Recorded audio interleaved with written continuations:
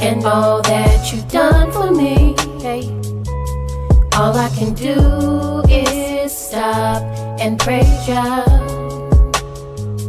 When I think of your mercy and all that you've done for me, all I can do is stop and praise ya, praise ya, hey, praise ya. We really gotta stop, like praise ya. Stop and praise the ancient of days. Teary-eyed with a smiling face, the praise you gave was already ordained. Stop and praise for keeping you in your lane. Give a praise for breaking off them chains. Before you let somebody steal your praise, think about the spirit in which they came. Think about the energy they gave. Is it worth it? Nope, never, no way. Kingdom we broke into a praise dance. I praise y'all for D4 hug daps. Praise Yahweh for the congregation, and I praise him for the angels, the elders, and all their dedication. See, this truth, it'll cut you, heal you, it'll make or break you. This is a spiritual walk, it's a spiritual ride. Just don't despise the chastisement when you get chastised. You a son, not a bastard, right? You gon' get chastised. It's a spiritual ride, just vibe. Yeah, just vibe. We gon' ride. All praises to the Most High. When I think of your mercy and all that you've done for me, hey, all I can do is stop and praise ya. When I think of your mercy and all that you've done for me, all I can do is stop and praise ya, praise ya, hey, praise ya. Mercy on you, mercy on me. They say the truth has set you free. See, prophecy been fulfilled for real. Now what the deal? We giving praise to the God of Yisrael, cause it's real out here. People get killed out here. They robbing still out here. It's getting hard out here. The love of many wax cold from what I hear. But we backed by the Most High, so who shall you feel? You gotta be bold and righteous to live. The flesh is seething and wicked. Sin deceiving is vicious. Repentance needed to fix it. His mercy too exquisite to miss it. Just receive the listen. Let's stick to the mission. Believe and receive his blessing. You see, blessings come from above. None of us deserve it. None of us is worthy. But we praise y'all for his mercy. When I think of your mercy and all that you've done for me, hey, all I can do is stop and praise ya. When I think of your mercy and all that you've done for me, all I can do is stop and praise ya, praise ya, hey, praise ya.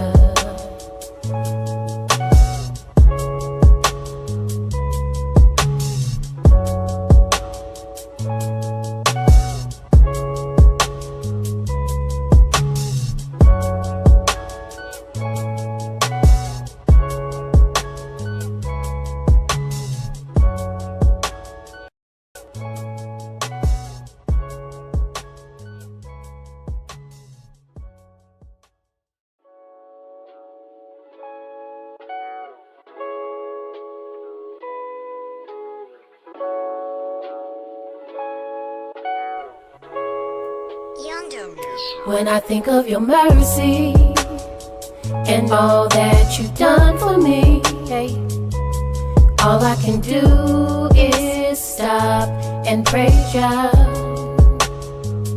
When I think of your mercy and all that you've done for me, all I can do is stop and praise ya, praise ya, hey, praise ya. We really gotta stop, like praise ya. Stop and praise the ancient of days. Teary-eyed with a smiling face, the praise you gave was already ordained. Stop and praise for keeping you in your lane. Give a praise for breaking off them chains. Before you let somebody steal your praise, think about the spirit in which they came. Think about the energy they gave. Is it worth it? Nope, never, no way. Kingdom we broke into a praise dance. I praise y'all for D4 hug daps. Praise Yahweh for the congregation, and I praise him for the angels, the elders, and all their dedication. See, this truth, it'll cut you, heal you, it'll make or break you. This is a spiritual walk, It's a spiritual ride. Just don't despise the chastisement when you get chastised. You a son, not a bastard, right? You gon' get chastised. It's a spiritual ride. Just vibe. Yeah, just vibe. We gon' ride. All praises to the Most High. When I think of your mercy and all that you've done for me, hey, all I can do is stop and praise ya. When I think of your mercy and all that you've done for me, all I can do is stop and praise ya, praise ya, praise ya. Mercy on you, mercy on me. They say the truth has set you free. See prophecy been fulfilled for real. Now what the deal? We giving praise to the God of Israel, cause it's real out here. People get killed out here. They robbing steal out here. It's getting hard out here. The love of many wax cold from what I hear. But we backed by the Most High, so who shall you feel? You gotta be bold and righteous to live. The flesh is seething and wicked. Sin deceiving is vicious. Repentance needed to fix it. His mercy too exquisite to miss it. Just proceed to listen. Let's stick to the mission. Believe and receive his blessing. You see, blessings come from above. None of us deserve it. None of us is worthy. But we praise y'all for his mercy. When I think of your mercy and all that you've done for me, hey, all I can do is stop and praise ya.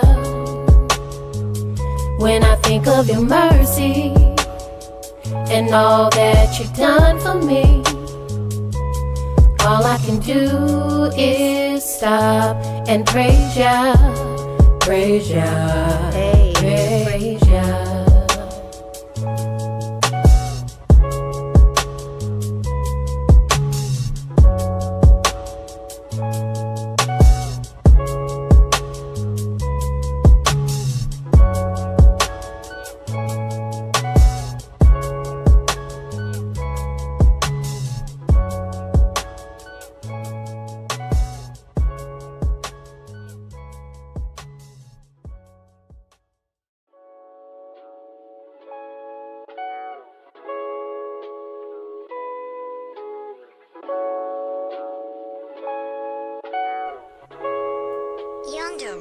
When I think of your mercy and all that you've done for me, hey, all I can do is stop and praise ya.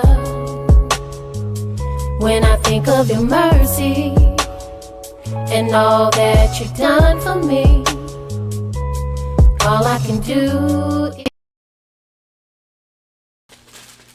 Shalom Facebook, Shalom YouTube. Welcome to our prophecy class. Today we're in the book of Ezekiel, and we're going to pick this up in chapter 38. But before we get started, does anyone have any questions? Yes. Yesterday in class we was talking about Messiah and Israel. And Proverbs chapter 8, that's the book, that's wisdom speaking, right? So now with Yahshua and Israel, Yahshua has received the inheritance from Israel. So in the kingdom of Elohim, will Yahshua be over Israel like he's going to be over David, his father, in the kingdom of heaven?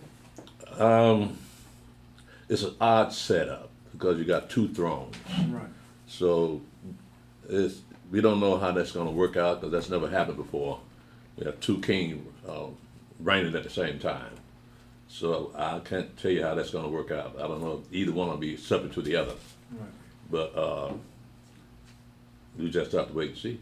Okay. Well, like with David and Yahshua, they're gonna be two thrones there, but he's gonna be over David, right? Yeah. Okay. I just wanted, okay. Right. King of Kings. So it could be something similar because everything's been given to him. Could it? I mean, it's a possibility. Yeah. He inherited everything that Israel had, right? So, but that doesn't mean Israel wasn't on the scene. Was no more on the scene. Right. They both gonna have thrones because he is sat upon the throne and said he's worthy. The angel says he's worthy. But I just can't say how that's going to work. That's never been done in history before. Okay. Two kings reigning at the same time. Okay. So with Yahshua being in the third heaven and Israel being on the second heaven, does that give him a little ranking over him right now, kind of like, you know, because when we went over there yesterday, just a lot of stuff started popping in my head. Well, it's a purpose for him being in the third heaven. Okay. Right, he sits on the right hand of Majesty on high to make intercession for the saints Just for us. when they sin. However, when the kingdom of heaven is set up, he's going to leave that spot and inherit the kingdom that his father had, the throne that his father had, David. So he'll be ruling the kingdom of heaven for 1,000 years. But to be sinless, that won't happen till we set up that new heaven, new earth. There'll be no sin, but then it's a lot of things that's going to be there we haven't seen before. So how you got one that's totally spiritual, a king that's totally spirit, one is part spirit, and one part flesh. So I don't know whether they're going to have certain categories they're going to be ruling over, certain people they're going to be ruling over, because everybody's going to have eternal life at that. All the nations at that time will be having eternal life that's on that new earth. So it won't be just us. It'll be other nations. Okay. So, and no doubt there'll probably be angels out there too. So I'm looking at responsibilities for these kings. I don't know what the responsibilities are going to be. Yeah, but they're both kings. Okay. Right. So with him coming down from the third heaven to rule for 1,000 years, and then when the kingdom of heaven's up, his title and category is gonna keep changing a little bit. Well, when he returns, Right. he'll be leaving his spot in the third heaven Right. to take over this world here. Right. Yeah. So he kind of changes a little bit, and then there's gonna be a little change again when we get to the kingdom of Elohim. Yeah. It's going to be a whole different system. Because take for instance, the city of Jerusalem itself, the new city of Jerusalem, won't have any need for the sun or the moon. Right. But it doesn't say that about the rest of the nations that's going to be on that earth. So the sun and the moon may be there for them, but not for us, if you're in that city. And we don't know what it's like to see a city. We've never seen a city. We don't see what's the point of having walls around the city, the new city of Jerusalem, because the walls are to protect people on the inside from the people on the outside. But why do you need walls on the new earth? Right. But we're gonna have walls, yeah. And how can you see a wall that's 1,500 miles tall and 1,500 miles wide? Right. So our bodies will change. Our eyesight must change so that we can see perfectly all the way down to 1,500 miles away. Yeah. All right. Thank you. That's the best I can do. I got you. Perfect. Yeah. Ashley, you got something? So, like, from what he said about Israel being in the second heaven and Yahshua being in the second and third, so can you say that position would be because he had that human experience to be an interceptor for us? Yeah. He knows what it's like to sin, for the flesh to be tempted. So Yahweh don't know what that's like. All you got is his rule, is his law, and you break the law, you got to be judged.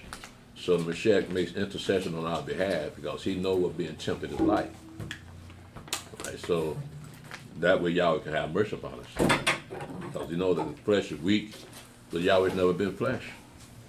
Now you got somebody to let him know, hey, this is what he's going through. This is what's really going on in his life. So give him a little understanding. That would be his purpose for right now. Now, that's going to change when he sets up his kingdom here on this earth. The thing about that is, what do you do? What would they be doing on the Day of Atonement, on this in the kingdom of heaven? You're going to have a new temple, but you're not going to have the Ark of the Covenant in there. And on the Day of Atonement, that's when the high priest goes in and anoints the Holy of Holies and cleanses the tabernacle, temple Did somebody just call me? Your truck? That's what the name? Oh, son? Yeah. Okay, just walking around. Yeah. But it's hard to say because I believe it's purposely vague so that you don't know everything on here. So it's got built-in mysteries. All you're seeing is the outline of what they want you to see. But the rest of it, you got to accept on faith that these things are correct, that these things are going to happen. So, but the sequence of events, we got part of it here. We have to read part of it here right now. But sequence of events doesn't give us a timeline on the sequence of events. For instance, now we got a timeline on the fact we're going to be in that wilderness 3.5 years, right? After the 3.5 years, we come out the wilderness and take the city, take the land back. Now there is prophecy that says all the armies of the earth going to come up against Jerusalem, but we don't know the timeline on that. How long would it be before they come once we take that kingdom back? And how long is the battle's going to last? Because we know that the battle will be fought by Judah, but it's going to move to Armageddon. And that's when Mashiach shows up. We don't have a timeline between us taking back the kingdom and the Mashiach returning.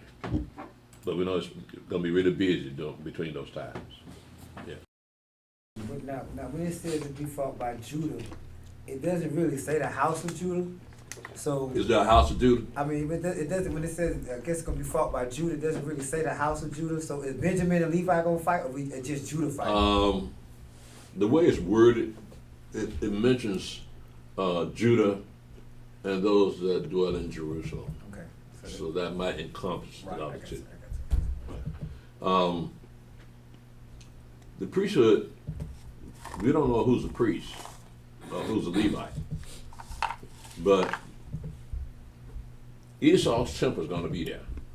So we got to be in that temple also when the Mashiach returns. Right, so again, we don't have a timeline on it. Yeah, we done deal with 8 o'clock to 6 o'clock. He done deal with it next week. Nevertheless, we have to just be patient because it's written in here. It says, wait on Yahweh. Right, so letting us know that he comes when he want to come. He'll let you know he's coming, but he don't tell you when he's coming. Okay. Yeah. Who's gonna be charged with destroying that temple, Esau's temple? Is it gonna be the nations? Is it gonna be us? Is it gonna be Messiah when he returns? Esau's temple. Who's gonna be charged with destroying Esau's temple? Because it's got to get out the way for Ezekiel's temple to be built, correct? Esau's temple got to be there so that the false prophet can show up Right. and declare that he's God. Right. Now we're looking at 3.5 years of great tribulation, but that's not the end of it once the 3.5 years ended, because Rome, Italy got to be destroyed, right? And I think it said a third part of Jerusalem got to fall. So at that point, we should be in that city. But I don't know, like I said, we don't have a timeline on the events, but we know that the temple is going to be destroyed. A third of the city is going to be destroyed, so we don't know what part of the city is going to be destroyed. But either way, we can't allow that temple to stand. We have to destroy that temple. I don't know if it's going to be us or the angels or whoever, but we got to destroy that temple. Okay? Anything else? Got more questions? Did I get it for you, Asher? Mm-hmm. Okay. All right. Again, we are in the book of Ezekiel, chapter 38. Now, last week we went over chapter 39 before we went over chapter 38 because of the sequence of events. Again, we don't know why they lined the Bible up like this, but we read Ezekiel 39 last week, showing us the effect of the Mashiach return. I mean, a lot of dead people around at that time. So in chapter 38, it's 1,000 years later in the kingdom of heaven. So we're going to not only see what's going to happen 1,000 years later, but we're going to see who's going to be there after that 1,000 years.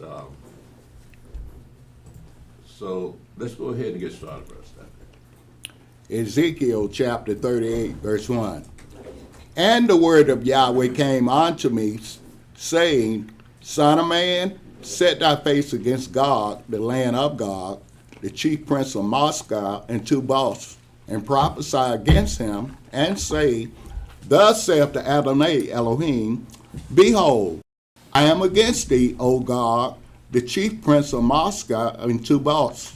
And I will turn thee back, and put hooks into thy jaws, and I will bring thee forth, and all thine army, horses and horsemen, all of them clothed with all sorts of armor, even a great company with bucklers and shields, all of them handling swords, Persia, Ethiopia, and Libya with them, all of them with shield and helmet, Gomer and all his bands, the house of Togarmah of the north quarters and all his bands, and many people with thee. Do you know who God in the land of Magog is? Do you know my mother? Turkey? Gog and Magog. You say that's Turkey. What about Meshach and Tubal? Who are they?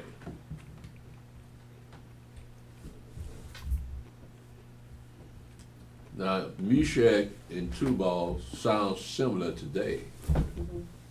Those places are still here.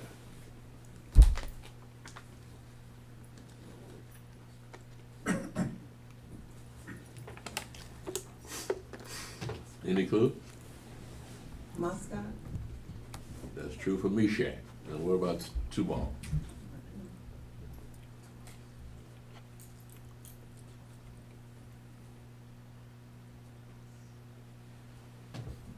Any guess? That was in Russia. Moscow is in Russia. Mm-hmm. At one time, they had the capital in Moscow, the capital of Russia, right? At one time, the capital of Russia was Tobolsk. Well, you got that Tubal here. You see where Meshach and Tubal? Mother? Say it again. Meshach and Tubal. That's Moscow and Tobolsk. Tobolsk used to be a capital of Russia. So when you talk about Gog and the land of Magog, we're talking about Russia. Mm-hmm. Okay? I don't know if she hears me. I hear you. And you're not looking at me though. Oh, I was writing it down. Yeah. You have to understand, I don't understand women. So, yeah, man. You know, with the Catholic Church and with Christianity and what they did to Europe and to the pagan and just white people, especially intellectuals, you know, European intellectuals, they read the Bible, you know what I mean? Read and study it. They were atheists and all that. They read and study it so they can argue and bust fights. But, you know, with these prophecies, it's like the whole world should be able to see that Russia's gonna be here. Y'all can't do nothing with them folks. It's like they gonna be here. It's like ordained through y'all, they gonna be here. Y'all gonna, if anybody gonna go, y'all gonna go. Why y'all mess with these folks? Because according to prophecy, you can't do nothing with them. You know, I know they see this. I mean, because it's, you know, I don't understand. You would think they know who these people are. Right. And just follow suit and say, well, you better not do this, right? But if y'all don't want them to see it, they ain't gonna see it. That's right. Simple as that. I mean, who are we to say that this is true? But we look at the evidence, outside and inside. Outside, you know where Meshach and Tubal is? That's in Russia. We even got footnotes in the Bible saying that's Russia. But how can they miss that? Well, again, it's Yahweh's will that they do miss it because this got to come to pass. The smartest white people are, they don't know how to read this. And we're not that smart, but it's what the Spirit shows us. That's because you got to wonder how our fathers teach each other without some kind of system set up. All they had to do is teach them the law, right? They had very great intelligence, just like the slaves had intelligence when they came to America. How do you think they survived this long? So our Father had great intelligence, so that they could understand what His book is saying, even though the things hadn't come to pass. But yet still they're sinning against Yahweh anyway. So Yahweh's not going to give this book into the hands of the heathen. They either are godless people or they got their own gods. Some of them are proud people, don't want to admit that they don't know what this book is saying, that they don't believe what this book is saying. Yeah. Okay? Yes, see. Yeah, I'm just picking up on what he said. When I used to read the Bible, I never saw Genesis 15. Read Genesis, right? Mm-hmm. Never saw Israel nowhere. Mm-hmm. Didn't see Israel. The only thing I saw was Noah, like I told you time and time again. Noah, Adam, and Jesus Christ. I didn't see Israel nowhere. Well, hey, it's still like that today. Yahweh didn't want me. He One didn't time. want us. No, you had to go through some things before you got to the real deal. They read the creation story, and nobody didn't tell me who did it and how it was done. I just took it, just read. I said, why they got Genesis 1 and 2, why they got that all over? It's saying the same thing, but it's not. Right. Yeah. Right.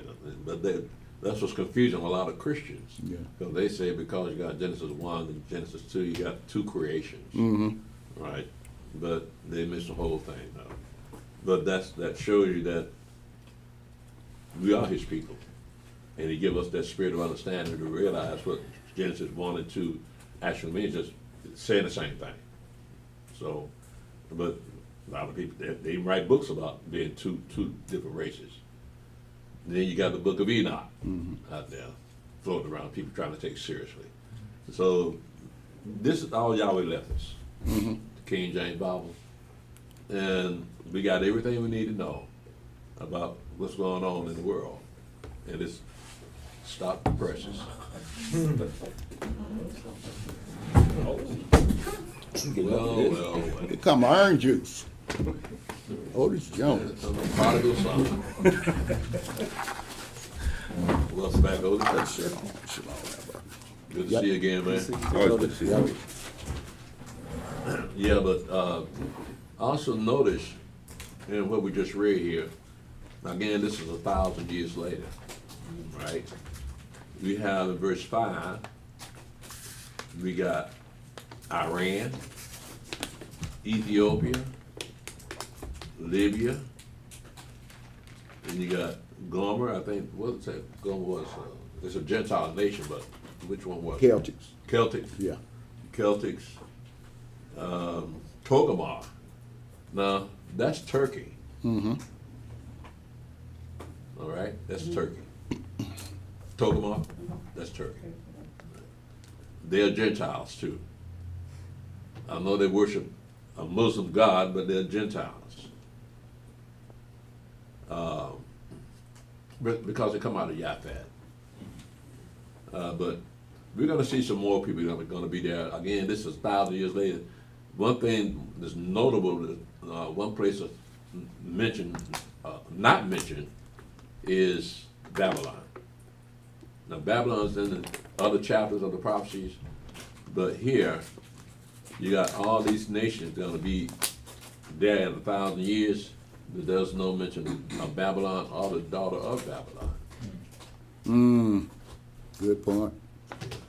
But go ahead, man. Oh, this Shalom, brother. Oh, you probably already know where we are. Ezekiel chapter 38, verse 7. Be thou prepared, and prepare for thyself, thou and all thy company that are assembled unto thee, and be thou a guard unto them. After many days thou shalt be visited. In the latter years thou shalt come into the land that is brought back from the sword, and is gathered out of many people against the mountains of Israel, which have been always waste, but it is brought forth out of the nations, and they shall dwell safely, all of them. Thou shalt ascend and come like a storm. Thou shalt be like a cloud to cover the land, thou and all thy bands and many people with thee. Thus saith the Adonai Elohim, it shall also come to pass that at the same time shall things come into thy mind, and thou shalt think an evil thought. And thou shalt say, I will go up to the land of unwalled villages. I will go to them that are at rest, that dwell safely, all of them dwelling without walls, and having neither bars nor gates, to take a spoil and to take a prey, to turn thine hand upon the desolate places that are now inhabited, and upon the people that are gathered out of the nations, which have gotten cattle and goods that dwell in the midst of the land. Now in verse 10, look at what it says. Thus saith the Adonai Elohim, it shall also come to pass that at the same time shall things come into thy mind, and thou shalt think an evil thought. Well, let's see how that happens. Remember I said that this is at the end of the 1,000 years, right? Of the kingdom of heaven. Let's go to Revelation chapter 20. He talking about Russia right now? You're talking about Russia coming down to When you say that's thing of evil thought, you talking about Russia. yeah. Let's go to Revelation chapter 20.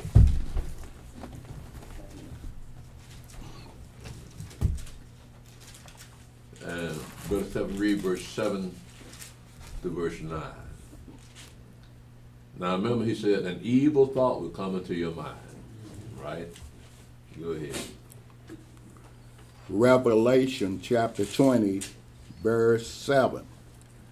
And when the 1,000 years are expired, Satan shall be loosed out of his prison, and shall go out to deceive the nations which are in the four quarters of the earth, Gog and Magog, to gather them together to battle, the number of whom is as the sand of the sea. And they went up on the breadth of the earth, and compassed the camp of the saints about, and the beloved city, and fire came down from Elohim out of heaven, and devoured them. All right, so we see where that evil thought came from, right? Satan being loose out of his. The world has been at rest for 1,000 years. It was a legitimate question that was asked yesterday by the deacons, that if Gog and Magog going to come up and try to make war with Jerusalem, where are they getting the weapons from? Because they're supposed to beat the swords and the plowshares and spears and the pruning hooks. So where they get after 1,000 years, you shouldn't have any weapons on you. Right. So where they get these weapons from? You can forge weapons. Huh? You can forge weapons. Yeah, I know. But and that line is Years. the timeline. Yeah. It's as though the Mashiach wouldn't know about that. Trying to let them. And the angels gonna be around here too. You got it. Yeah, 'cause like we were saying yesterday, like you got after the 1,000 years, you know what I mean? Satan gonna be loose for a little season, right? So how long would it take them to make those weapons? Yeah.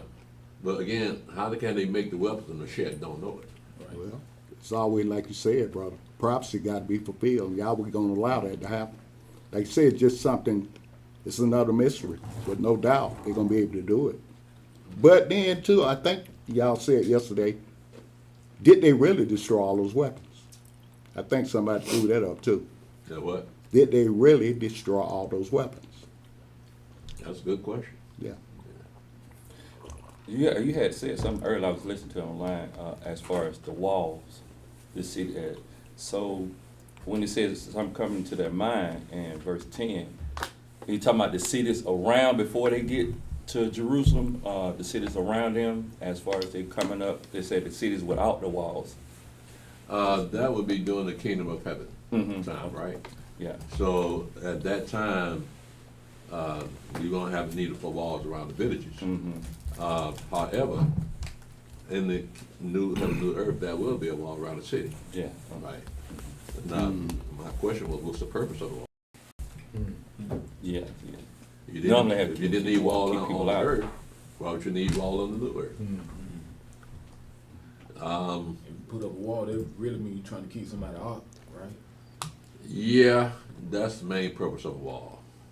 But who are you trying to keep out? You don't have any enemies. That's what I'm saying. So Yeah.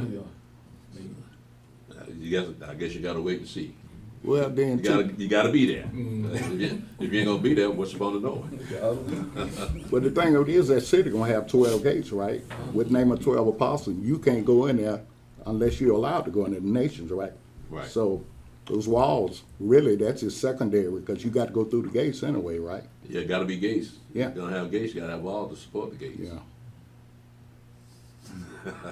Man, it's a lot. It's a lot to think about, ain't it? Well, praise God. With this book, Yeah. because you think you know a little something, then you run up on something. Yeah. It's like you're a kid starting back in school again.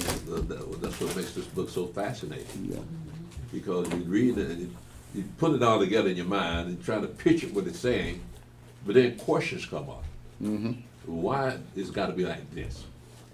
Like for instance, like why do you have to have walls on the new city of Jerusalem? And the whole city is gonna be made of gold. What's that like? Will there be any dirt in that city? And then, like you said yesterday, the ongoing question, when them little kids come up to you and say, well, where did God come from? Yeah.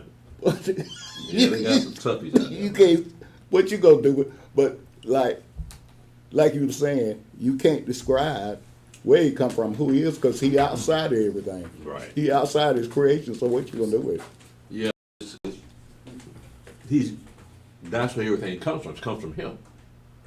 But he doesn't say anything other than that I'm God. I'm the one that created all things. So if he's a God, that means he has eternal life in him anyway. Right? So he's not from our existence. He calls our existence. But you have questions about him. Well, how dare you? He's God. I don't even try to think about nothing like that. Somebody Yeah. asks me something, I say, man, you know what? I'll let you think about it. Yeah. But I can't say nothing about that. Could drive you crazy, man. Yeah. Yeah, that city, right? It's gonna have the wall, right? Mm-hmm. But it ain't gonna be no sun, no need for the sun and moon. So that wall could be blocking out. Well, the thing about that, the city won't need the sun and the moon. It'll say the rest of the country. Yeah, that's what I'm saying. So you know what I mean? Could it be that wall would be blocking that sun from the rest, like from getting into this city? Would the walls block the sun? That depend on what position the sun is in. Yeah. Because if the sun, then It ain't gonna, would that be a new sun? Hmm. Or would that be a new moon? God. Yeah, all this gonna pass away, right? right. Yeah. Yeah, right. Heaven gonna be on fire? Yeah. It's too much anyway. Yeah. This is More too much. questions, right? Yeah, too much. Well, that's a good thing. Because that means you're not taking this for granted. Right? So, like we always say, it's always built-in mystery in here, but this was going to test your faith. Because you've been given a lot of understanding, but you know that needs to be a little bit more. You got to actually see it and be there. Like, for instance, I always ask when the holidays come around that temple, around the tabernacle, they have to bring an animal for sacrifice. Now, are we referring to all the men of Israel bringing animals up there to sacrifice? And then that's not even counting the sin sacrifices. That's not even counting your vows and your peace offerings. Right? You got to bring animals for that. And then you got to eat it. We got Walter in Benaya to do that, and they'll take care of all that. Okay. Well, I'm trying to look at how was that set up, because you had to have a line of a lot of people with animals waiting to be sacrificed. But then it's gonna be so many priests in there, though. It's gonna be like kind of like a rotation or something, because there's gonna be so many priests in there too. Well, that's why David set up that system that he had up for the priests, that they would serve in the temple for 2 years because of so many priests. Mm-hmm. So that's what you get the story of Zechariah, because his course, he set up the priest course, and his course was Abiah. Mm-hmm. And so that's when the angel Gabriel showed up during his course. Right, doing this. Right, so it'll probably be set up like that too in the kingdom, Yeah. because there'll be so many priests, sons of Aaron, that they have to serve by courses. Yeah. So we're looking at 1,000 years of doing that. Yeah, but I'm just saying, all those people bringing those sacrifices, you're gonna have a lot of priests too, so it kind of Yeah, makes but sense. just one altar. It's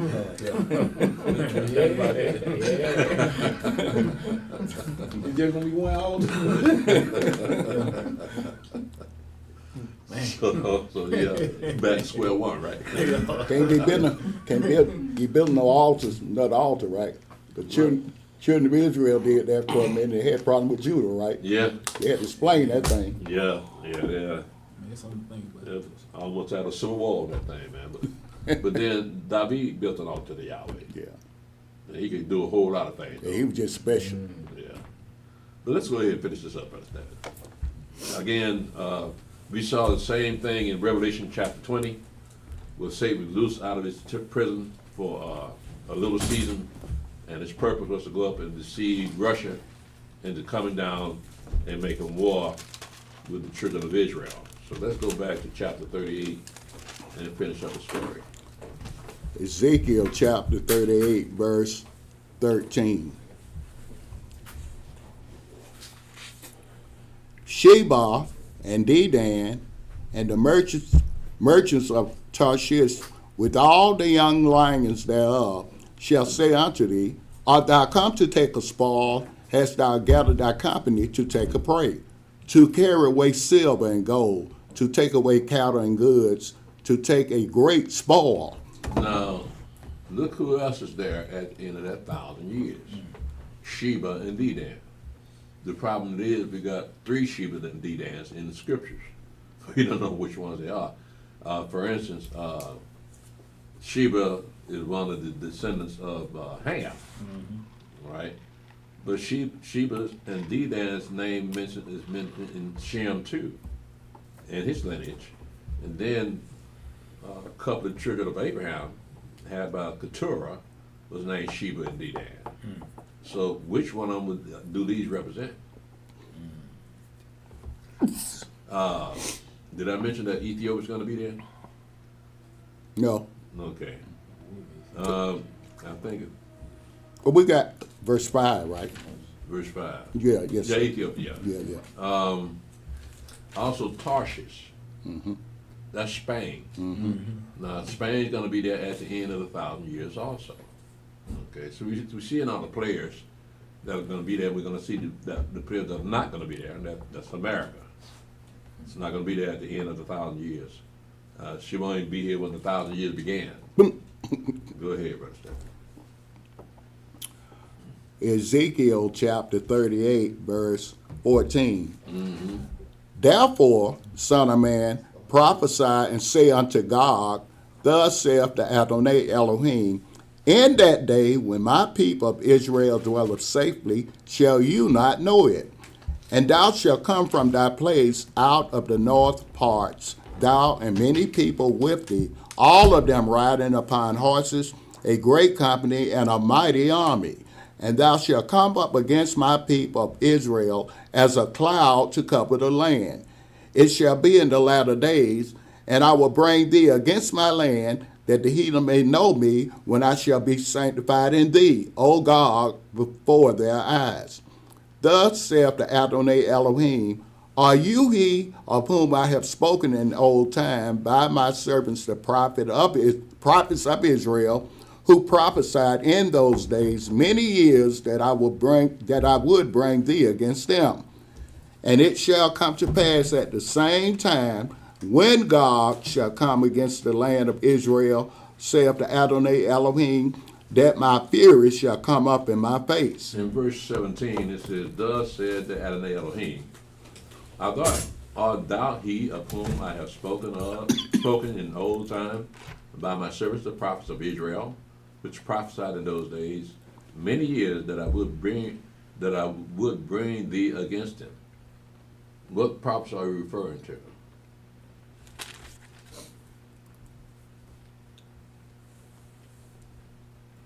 Now you're talking about Gog and Magog. You know, that's Russia.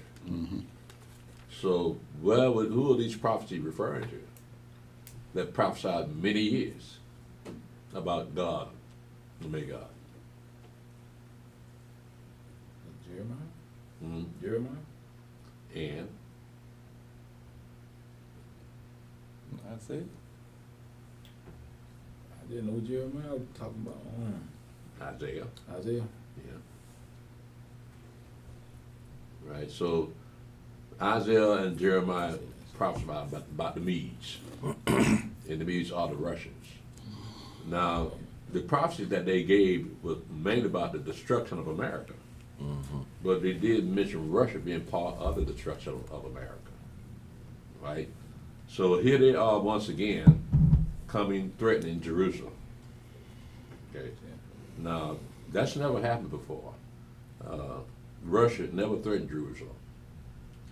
But now here they are threatening the land of Israel. Right. Go ahead, Brother Stephen. Ezekiel chapter 38, verse 19.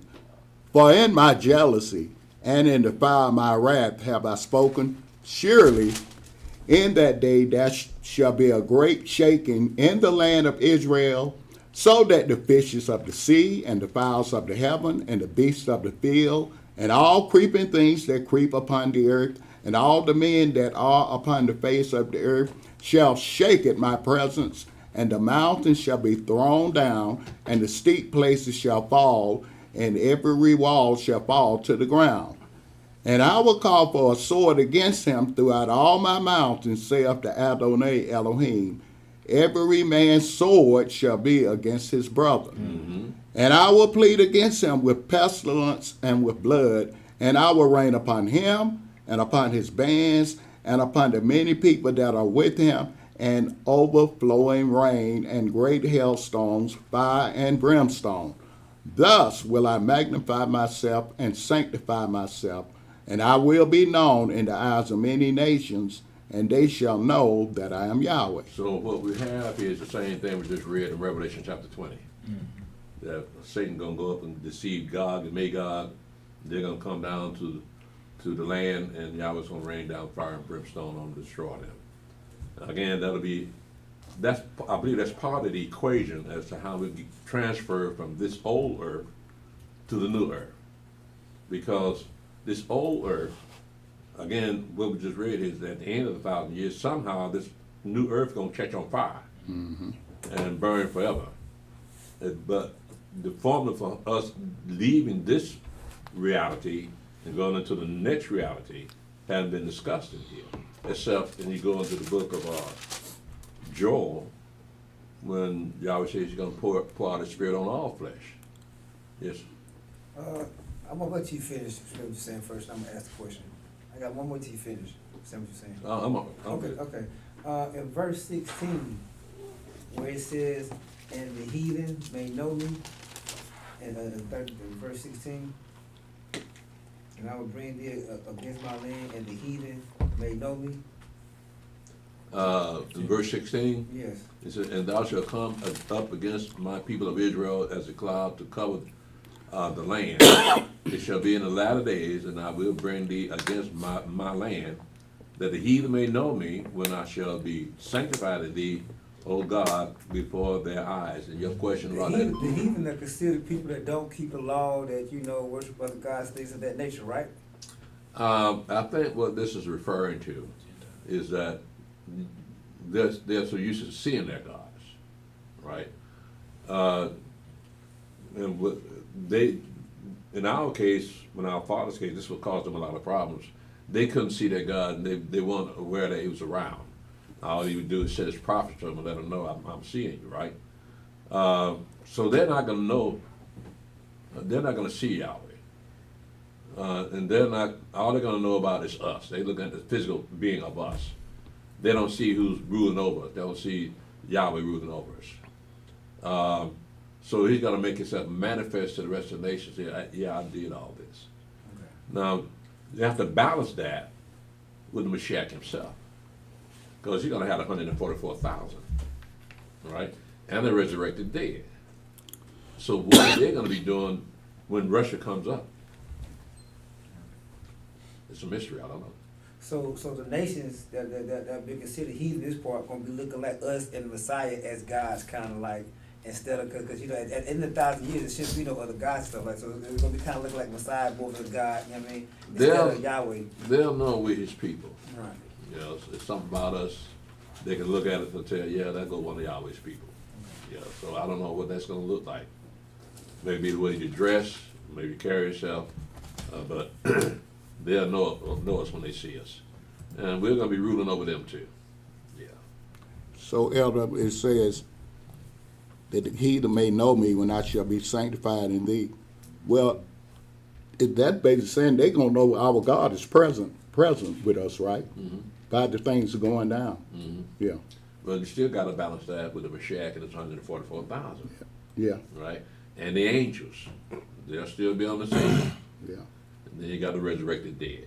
Yeah, well, when you actually look at it, that's going to be part of Yahweh's wrath, right? The Messiah and 144,000. Well, that's who they can see, Yeah, but they can't see Yahweh, so how they gonna glorify him? right. So we just have to wait and see. Yeah, Yeah, I mean, we can figure it out, but we might be totally wrong. So just gotta be. Did you have your hand up? Yeah. Yes. Verse 21. Is that like a dual prophecy, or has that happened before? It says, and I will call for a sword against him throughout all my mountains, said that and Elohim, every man's sword shall be against his brother. He said, has that already happened? Mm-hmm. No. Okay. Let me take that back. During the time of King Saul, his son Jonathan and his armor bearer went to spy out the Philistines. Mm-hmm. And they figured out that, hey, if they let us get too close, we can go ahead and kill them. So Jonathan and his armor bearer destroyed the Philistines, just them two. Mm-hmm. And Saul hears about this, King Saul, their daddy. And they said, what's going on? Because one of the spotters looked at it and said, the Philistines killing each other. All right, so we got the same situation here, but then the same thing is going to happen. And when you read Zechariah 14, Mm-hmm. when all those armies come up against Jerusalem, they're going to turn on each other like this year. Okay. Yeah, that might be what you were talking about. Okay. Yeah. During King Jehoshaphat too, they killed each other. Yeah. Jehoshaphat, Who was he fighting? Esau, Ammon, and Moab. They fought. They killed each other, didn't Yeah. I forgot about that one. Yeah. Yeah. So yeah, Yahweh controlled the battle. Mm-hmm. Right. That's why when Joshua and the rest of the children of Israel took Canaan land, they said Yahweh fought this battle, not us. So they're sanctifying Yahweh in that respect, so we don't get any glory of our own self. Right? So Yahweh fighting the battle, he gives that spirit to win that battle too. Yeah. All right. Now this is, we finished up again chapter 39 last week. So what we're gonna do here, we're gonna skip around Ezekiel from 40 all the way down to chapter 48, because there's a lot of details involved in, a lot of measurements that really takes away from the story of the future. This is talking about the future temple. But let's pick this up, Brother Stephen, at Ezekiel 40, verse 1 through verse 5.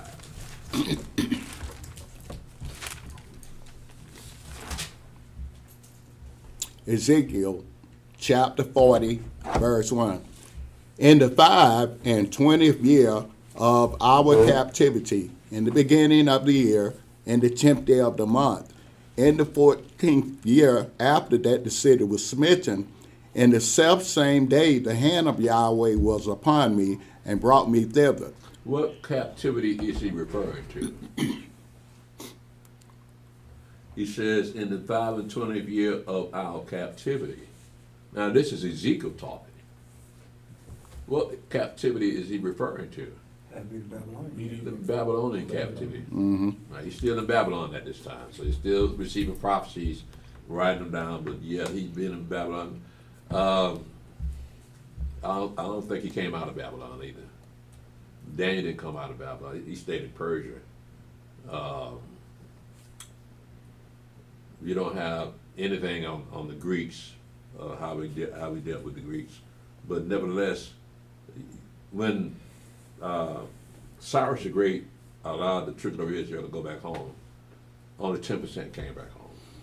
Right? 90% stayed in Babylon. Check that out. Only because the Medo-Persian Empire had taken over, and they ran much differently than the Babylonians ran, because apparently Nebuchadnezzar didn't have any mercy on Yahweh's people. But Cyrus the Great was one of the wise kings.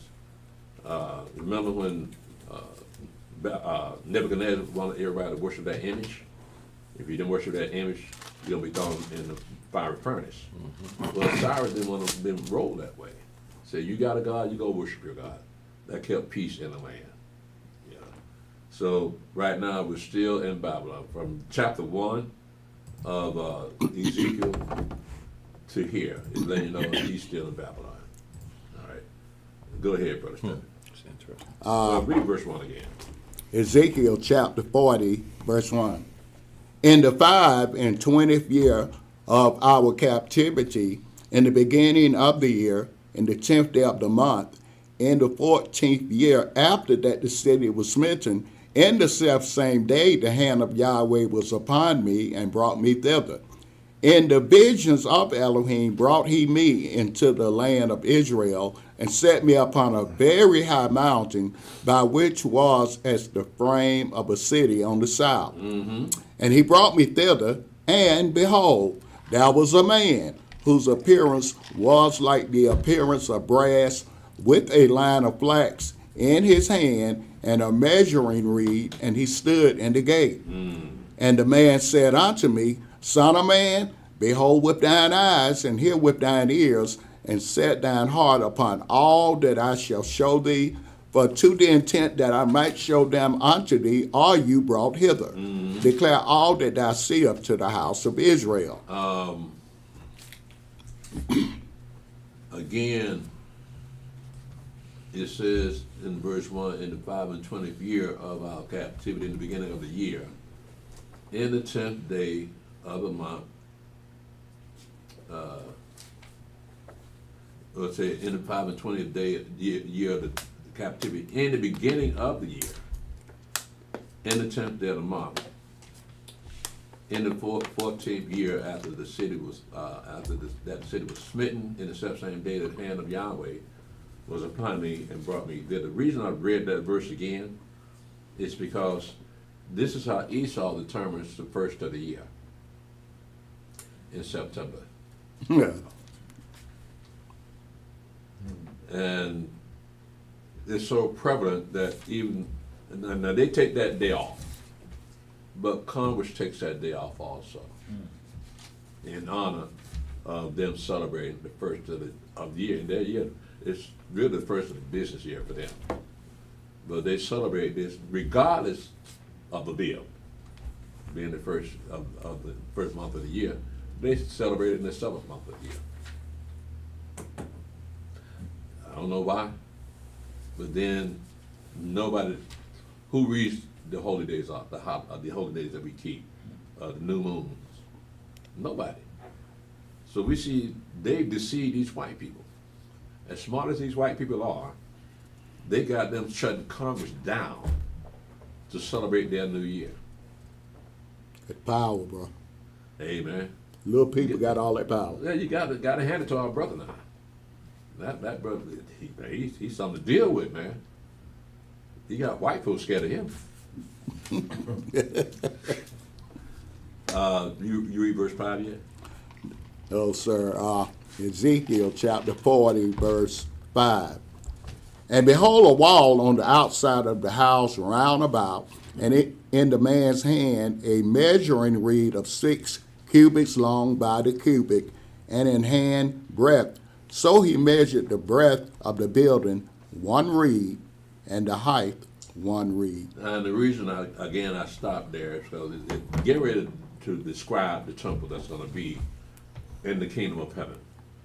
There's a lot of details, a lot of measurements, so I'm not going to dwell on it too much. I'll be cherry picking some of these chapters. For instance, in chapter 40, verse 28, it says that he brought me to the inner court by the south gate, and he measured the south gate according to these measures. So now we got a picture of how that temple's going to look. We have an inner court right here. In verse 31, it says, and the arches thereof were toward the other court, and palm trees were upon the post thereof, and the going up to it had 8 steps. So the other court is actually the outer court. So you got an inner court and an outer court in that temple. It's like you had in the temple during Shlomo's time. In verse 38, it says, and the chambers and the entries thereof were by the posts of the gate where they washed the burnt offering. And in the porch of the gate were 2 tables on this side and 2 tables on that side, to slay thereon the burnt offering and the sin offering and the trespass offering. So getting a little logistics here. They got tables to do all this stuff, cutting these animals up. Verse 41, it says, 4 tables were on this side and 4 tables on that side. By the side of the gate, 8 tables, whereupon they slew their sacrifices. And the 4 tables were of hewn stone for the burnt offering, of a cubit and a half long, and a cubit and a half broad, and 1 cubit high, whereupon also they laid their instruments wherewith they slew the burnt offering and the sacrifice. And within were hooks, a hand broad, fastened round about.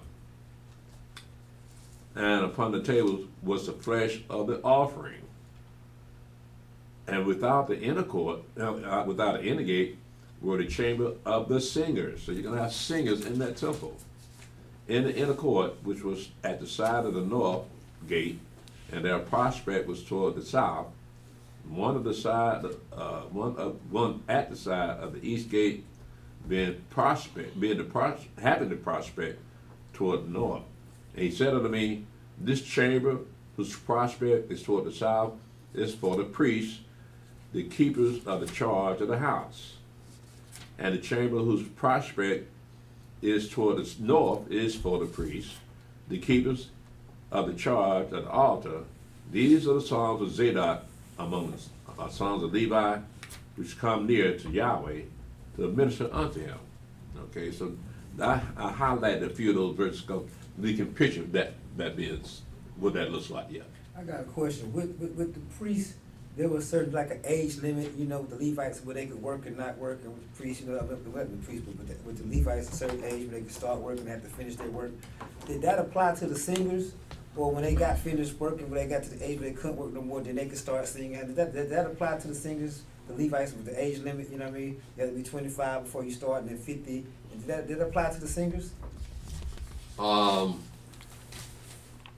law concerning how long you serve at the Right. in the temple, they would have the cutoff date of 50 years old. Right. Well, that may change because you're gonna live to be 1,000 years old, so they don't need retiring too early. Right, I mean, but even in the the temple that David set up, did that apply to the singers? Or that when you reach 50, you can start singing, or you just have to stop singing at 50? That apply to the singers too? The citizens? I mean, the singers. People that Singers. singers. Right.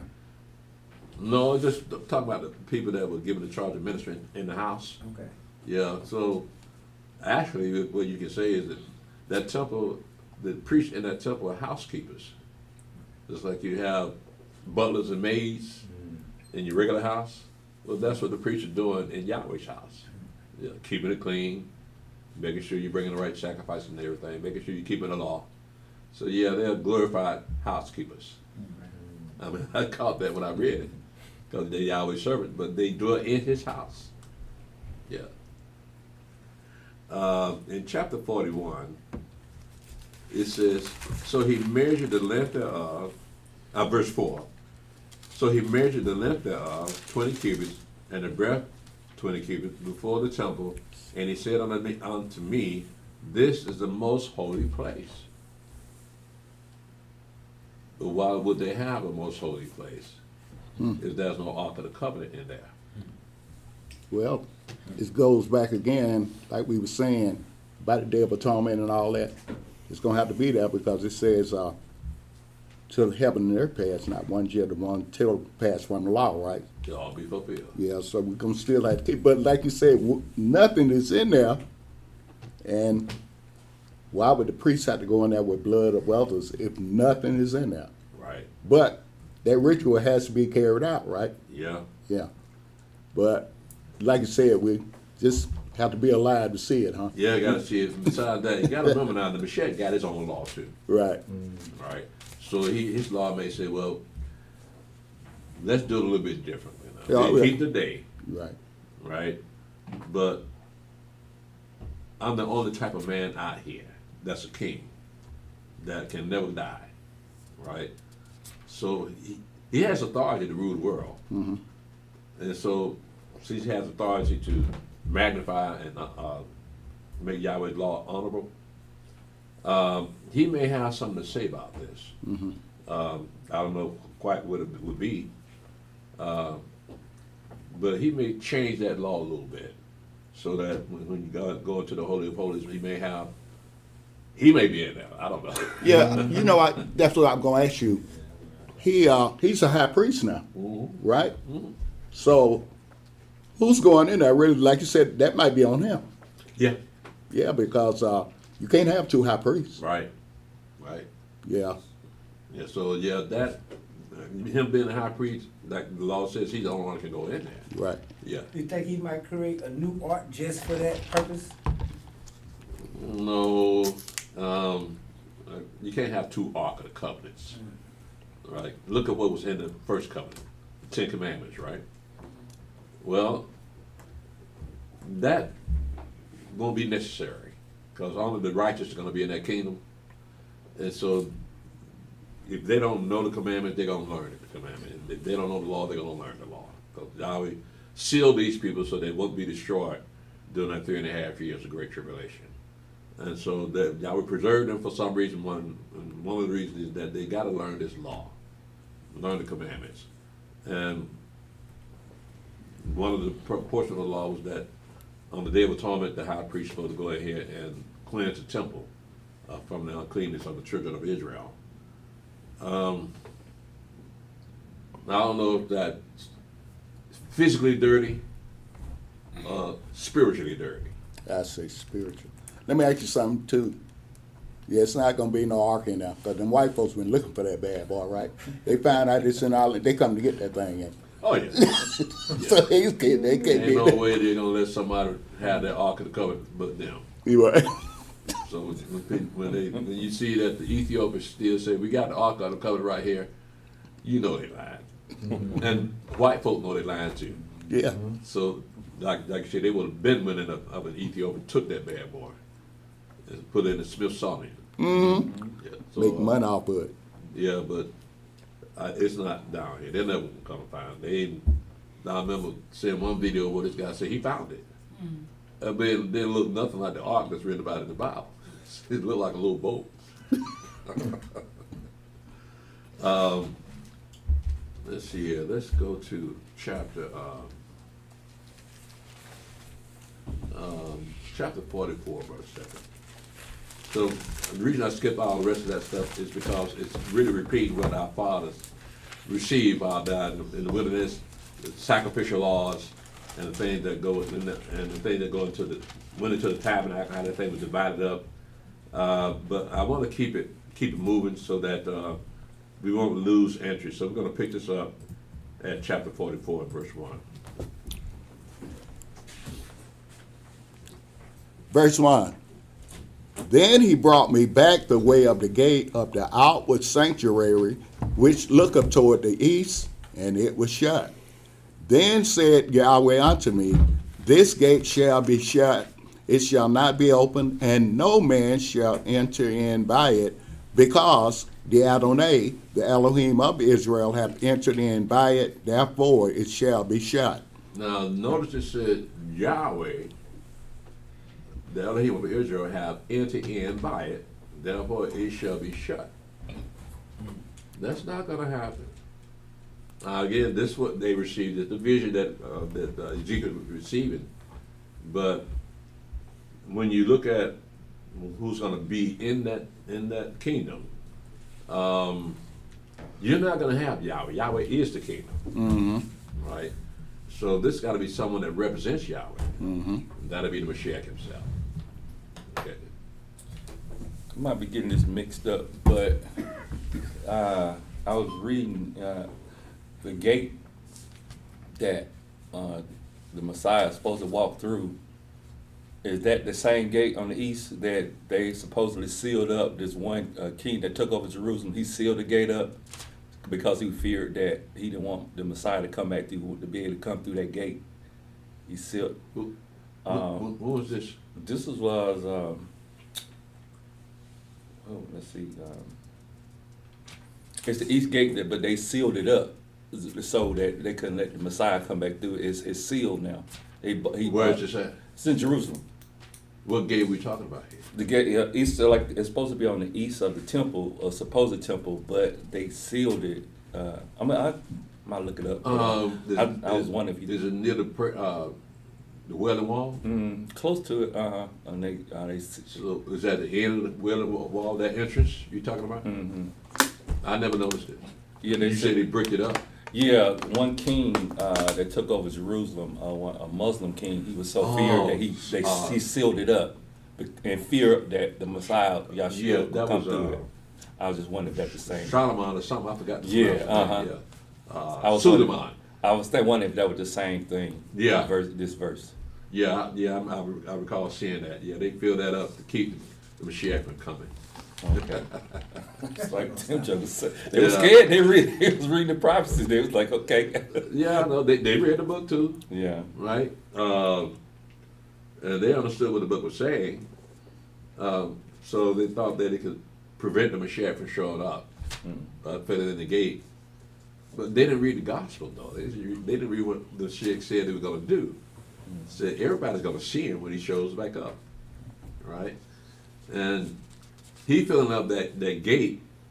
He didn't read about Ezekiel's temple, nor did he read about Esau's temple.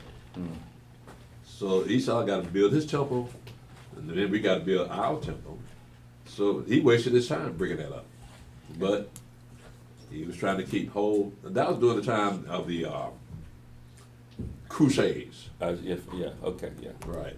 So you had a very heavily influenced Catholic army making war with the Muslims, trying to take Jerusalem back. Yeah. And they were successful. I'm not the Catholic people, but the Muslims were successful keeping them out for a while anyway.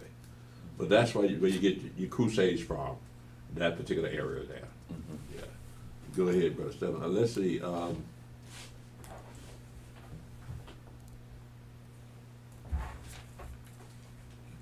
Yeah, pick it up at verse 4. Then, Ezekiel chapter 44, verse 4. Then brought he. Hold on a second. Wait, one more thing. Okay. Back up in verse 1 to verse 3, it said, Then he brought me back the way of the gate of the outer sanctuary, which looketh toward the east, and it was shut. Then said Yahweh unto me, This gate shall be shut, it shall not be opened, and no man shall enter in by it, because Yahweh, the Elohim of Israel, hath entered in by it, and therefore it shall be shut.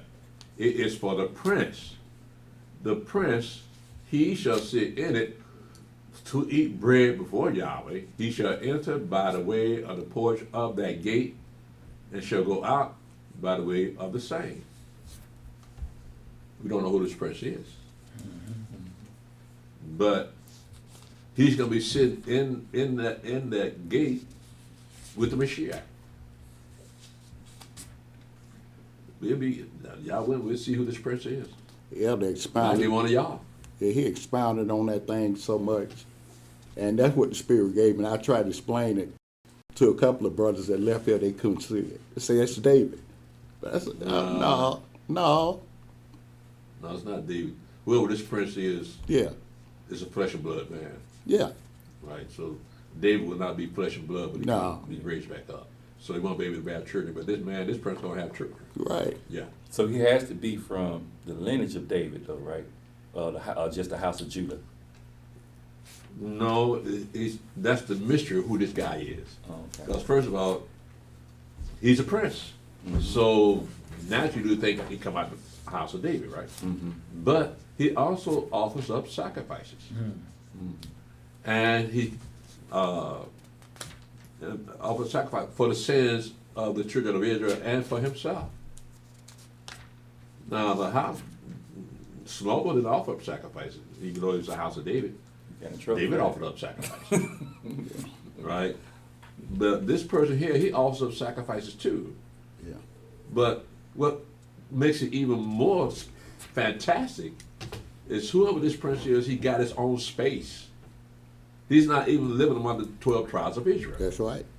He got his own land outside of the city. Yeah. You know, the king of Judah, their children were intermarrying with the priesthood. So you think this person could be like other house of Judah and Levi at some point? Because, you know, the kings of Judah, if you read, some of their children were married with the priest, the daughters that were married to priests, and so forth and so on. The priest's sons were married with the daughters, and you know what I mean? They were intermarrying with each other, the house of Judah and the Levite, the priesthood, and the king's lineage. They were intermarrying with each other. You know what I mean? So, But if you're already married when you get there, right? right. Well, that doesn't matter. Is that after you get there, you know not to marry within another tribe. Right. You gotta stay within your tribe, Okay. okay? So that law still prevails, so we're talking about inheritance here.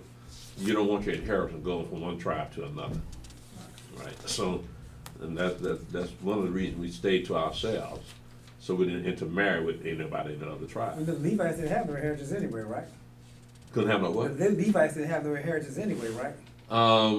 Yeah, they're gonna have inheritance, but their inheritance will be Yahweh. But nevertheless, when you read the rest of Ezekiel here, you see they'll be running the city, and they're gonna have suburbs. They're gonna have their own houses, but it's gonna be mainly around that city, like it was with the Levites, around that tabernacle. So they're gonna be around that city. But as far as the rest of the property, land, they're not gonna have that. However, that's not gonna stop them from living in somebody else's land, right? Because they had those suburbs.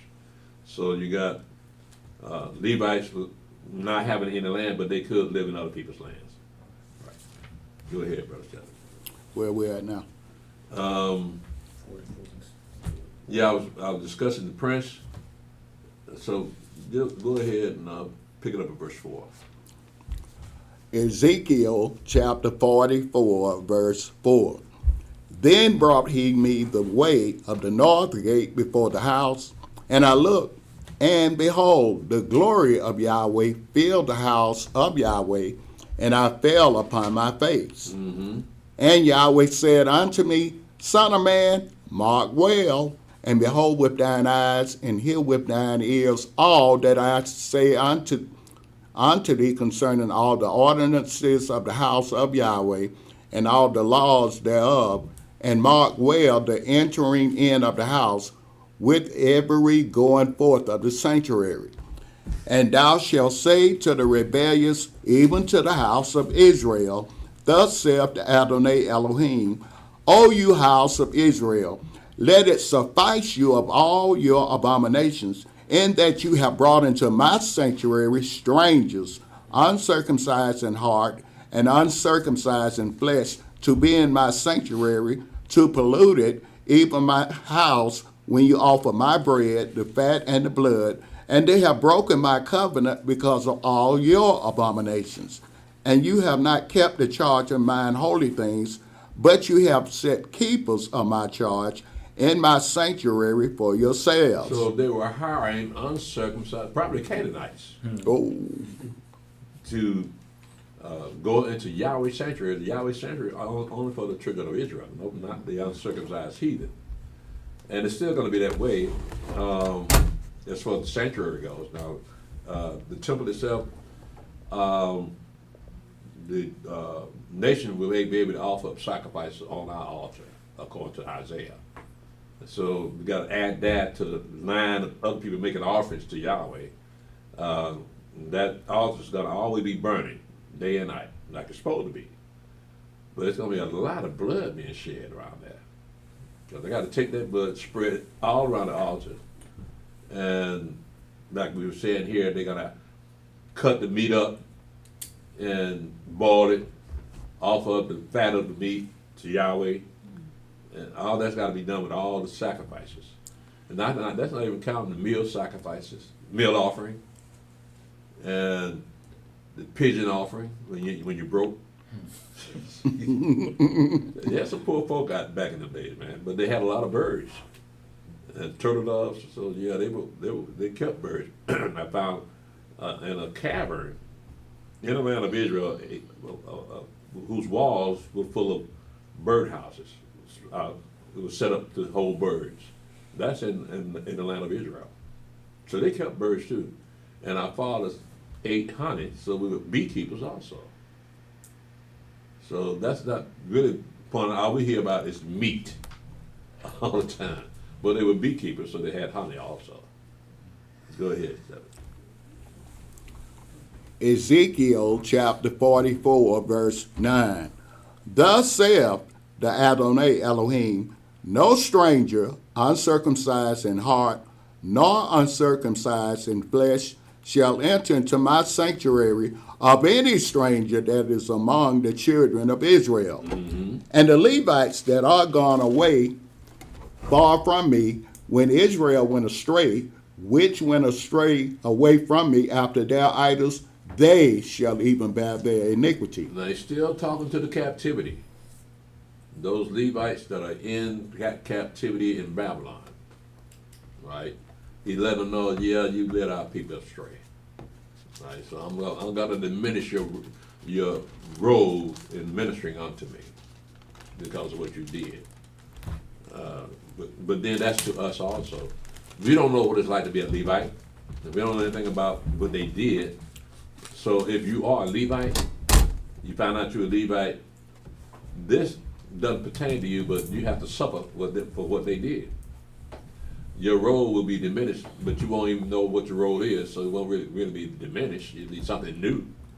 But in these people case, he let back in the days of Babylon, he let them know that your role is going to be diminished because of what you did to the people. It says in verse 10, and the Levites that are gone away far from me, when Israel went astray, which went astray away from me, after their idols, they shall even bear their iniquity. We have to bear their iniquity because they stayed in Babylon. But whatever the iniquity was, it must be equal to their iniquity. Go ahead, Brother Stephen. Ezekiel chapter 44, verse 11. Yet they shall be ministers in my sanctuary, having charge at the gates of the house, and ministering to the house.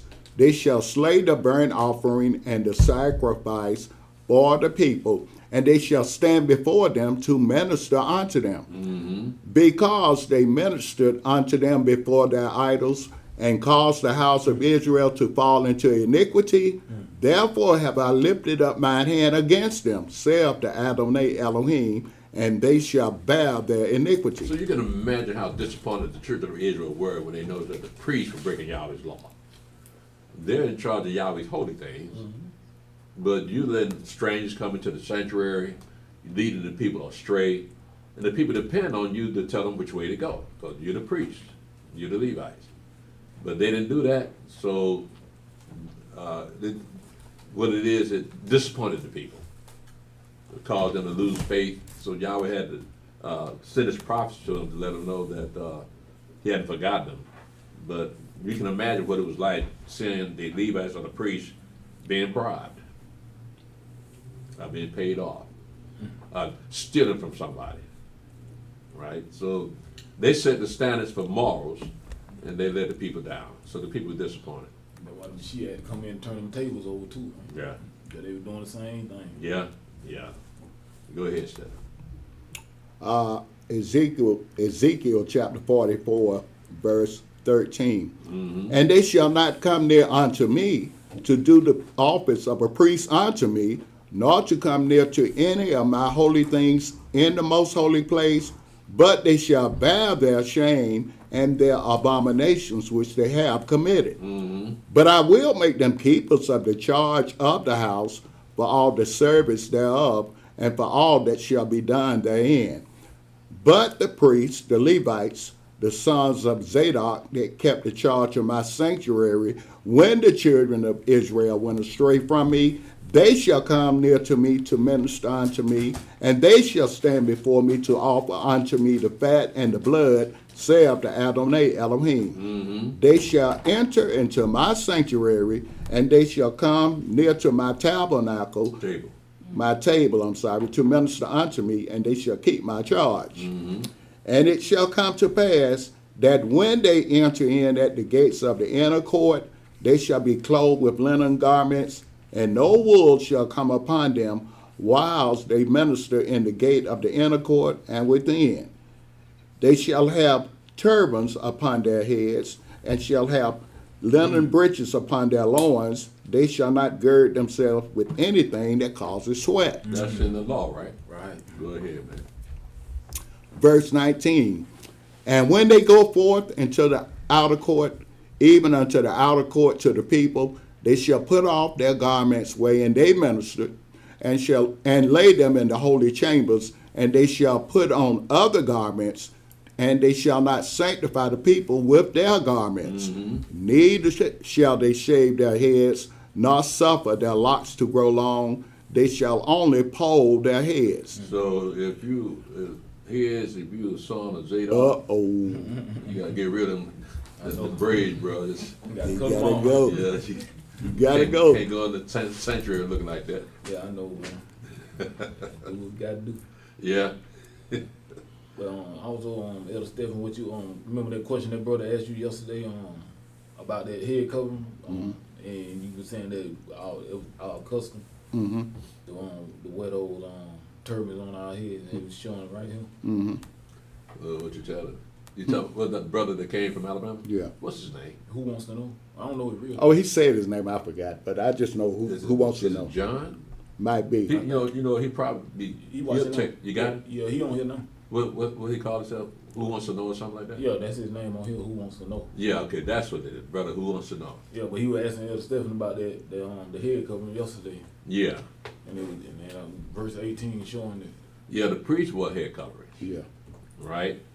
And in that climate, in that area of the world, there's a lot of dust and dirt. So you want your head covered to keep all the dust out your hair also. And the women had their hair covered also. Yeah.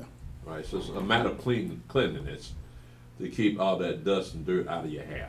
Yeah, So it was functional, not for fashion. No. It served the role. And so what we have here is the sons of Zadok would have to have their head covered too. Now you look at, for instance, in the book of I think it's 2 Corinthians, Paul is saying that a man who prays with his head covered honors his head. And prayer prophesy with his head. Prayer prophesied this, so his head had to be covered first, right? Else he wouldn't have to bring it up. So it brought up the fact, don't pray and prophesy with your head covered. But why did the women have to have their head covered? Because of the angels, but why? You looking at me for the answer? Huh? Because it's their glory. That has their glory. They need to cover it. Right, that is that glory. But it's still her hair, right? And that's her glory. So when you are in the sanctuary, in the congregation, you don't want your glory to outshine Yahweh's glory, right? The angels are there also to glorify Yahweh. And here you come in with your hat, with your hair fixed up. The Spirit said, "Don't you go there? Don't you go there?" Yeah, you know, I when I was working one time, Doors open. I say it out. I had a sister when I was on the I'll go there job, for you. and she was real interested in what I was talking about. Me and her used to talk about the Bible, and she, where you go to church at? And I told her, and I said, look, when you come, we have laws that you can't come on your cycle, and you can't come with your head uncovered. Well, I fit my hair. I say, sister, I know you want somebody to see your little dude, but you can't come up in there like that. Yeah. So she didn't. After we just broke it off. Yeah. She didn't want to talk about it anymore. She can't do the simple things. You're gonna do the hard things. Yeah. Yeah. Go ahead, man. You want somebody to see your little dude? What? he was fixing the computer and he just happened to say, what Elder Stephen said, you want someone to see your little do. But getting back to that covering the head, that brother asked me about why we do that. I told him also it was a case back King David, he prayed with his head covered, right? We had that scripture where King David was on the run.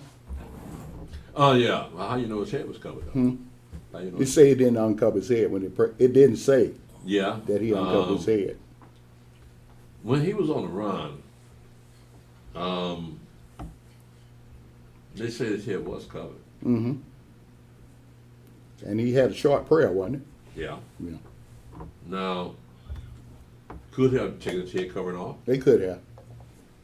No. But it didn't say. It didn't say, but it's a possibility. But Yahweh just allowed David just to do a whole lot of things. So you Yeah. have to assume, I guess he didn't do it. They had a one-on-one conversation with Yahweh. You don't have anybody else having that kind of conversation that is a king over the children of Israel. I mean, Solomon had that kind of conversation. But David spoke directly to Yahweh, and Yahweh spoke directly to him. That's one of the reasons he's going to be raised up. We're going to see him again. Well, we're going to see him. We've never seen him before. We're going to see him. Yeah. Go ahead, brother. I have a question about the covering of the head again, since you brought it up. Do we as women have to have it covered all the time? Me as a deacon? The No. women. Do women have to have their hair covered all the time?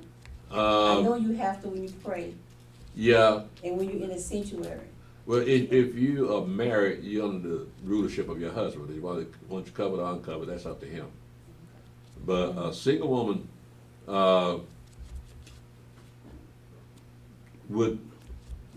should rather have her head covered so that people will take her seriously. Because women, you know, the women today, they see it as a fashion. And they want somebody to see their head. They want to see the wigs. They want to see the extensions. They want to see all the things, the hair going down to the back of the butt. But see, that's vanity. And you think that makes you beautiful. Not necessarily, not to a godly man. A godly man would look at that and say, she's being vain. She's trying to get attention. Right. That's the wrong kind of attention to get. Physical attention. Now, spiritual attention is what draws a man. Boom. So if she got the right kind of spirit that meshes with his spirit, now you got a conversation, Yeah. right?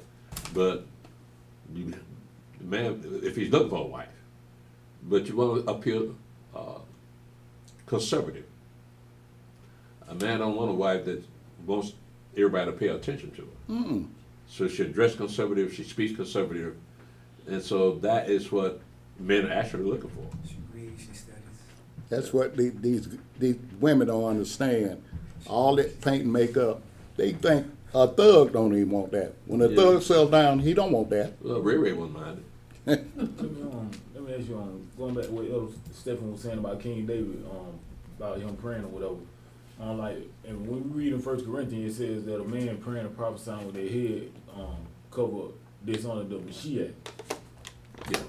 So, but King David, the Mashiach wasn't around when King David now was around. So, why would they have to uncover their head then? Well, that's true. The shit wasn't around. Yeah. So we do it now because we honoring the Mashiach. Yeah. But why would they have to take it all back then? You don't hear about a lot of prayers for the regular people. You hear about the prayer of the prophets, you hear about the prayer of Hannah. But as far as prayer goes, you don't have many regular people having prayers. Right. So did they pray all the time? That's the point. They fasted. So in that fasting, they prayed. Yeah. I know King David prayed too, but no, but like going back to the head covering thing though. Like, Yeah. we know why we do it today as far as like. So would the children of Israel cover their heads when they pray? That's the question. As far as uncovering it back then, like the men. Would it mean the same thing as it mean today? Yeah, because we uncover our heads because we're honoring Right. the Mashiach. Right. But when King David was around, the Mashiach wasn't born yet, so Right. why would they have to uncover their head? Good question. You know what I mean? It doesn't say that. Right, that's what I'm saying. Well, the men have to cover their head, uncover their head. Doesn't say that at all. To pray. The priests had to have their head covered. Right. But outside of that, it doesn't say anything about the men. But like I say, back in those days, it was a lot of dirt around, so naturally they would have something like the rest of the people around them. They always cover their heads. Right. You look at the Arabs over there; they always cover their heads. Right. And so in that part of the country, yeah, it's a lot of dust and dirt. So just for cleanliness purposes, they probably had their head covered. Mm-hmm. Yeah. Yeah, because it don't mention even the Mashiach when he went to go pray. It don't say nothing about him covering his head or uncovering his head when he went to go pray. That's true. And Absalom, did he cover his head? Did he pray? No, no, not him, not him. But I'm just saying, even like you said, the dust and the heat over there in that land, Absalom, he was like a woman. He liked that. He liked to show that hair off. Yeah, well, he had a lot of hair, that's for sure. Yeah. Yeah, but we had to pole our heads, so we were supposed to have no long hair. Right. Yeah, But Absalom got caught in the tree by his hair, didn't he? That He is had a that. haircut. that'll let you know right there.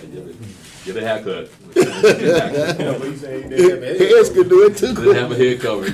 So they had head cover when they caught it under that tree. So Elder, when you being married and you over your husband's over the wife, as far as praying and her going out, as for her being at home, it's okay if your husband say, okay, you gotta wear your hair covered in the house, but when you go out, I want you to wear, when you go to service, I want you to wear something like that's. Yeah. Now, in the house of y'all, in the congregation, yeah, the women got to cover their head. But in her own house with her own husband, that's between her and her husband. Mm-hmm. Yeah, so, especially when it comes to prayer, she should cover her head even in the house. Yeah. Yeah. Right. Yeah. But even with, like, say, with the hair, and even with their dress and being modest and unmodest, you know, a righteous woman should always try to stay modest because she doesn't want to entice a man to lust in his heart because she causes him to sin. Is that, you see what I'm saying? When was this now? I'm talking about just being unmodest, like with her hair down and then, you know, wearing tights, whatever, you causing a man to look at you and lust in his heart. You Yeah. know, you're the cause of that, start of that sin in that man, you know what I mean? So you want to try to be mindful to prevent another man from sinning over you, especially if you're a married woman too. Well, you got something. You got I feel some. you, you know what I mean? But some men it don't matter. But, Some men don't know no better. right. They looking at their body, but they're not looking at their mind. And so they just want to show everybody, I got me a beautiful, fine wife. Yeah. Next week, they divorce. So again, except for the brothers in here, I know all y'all married except for 2 of y'all and me, 3. So I think you got enough experience to know what kind of woman you're looking for if you're looking for one. So it's not going to be these type of women here in America Yeah. where they got more power than you. Mm-hmm. So you don't want to marry somebody that got more power than you.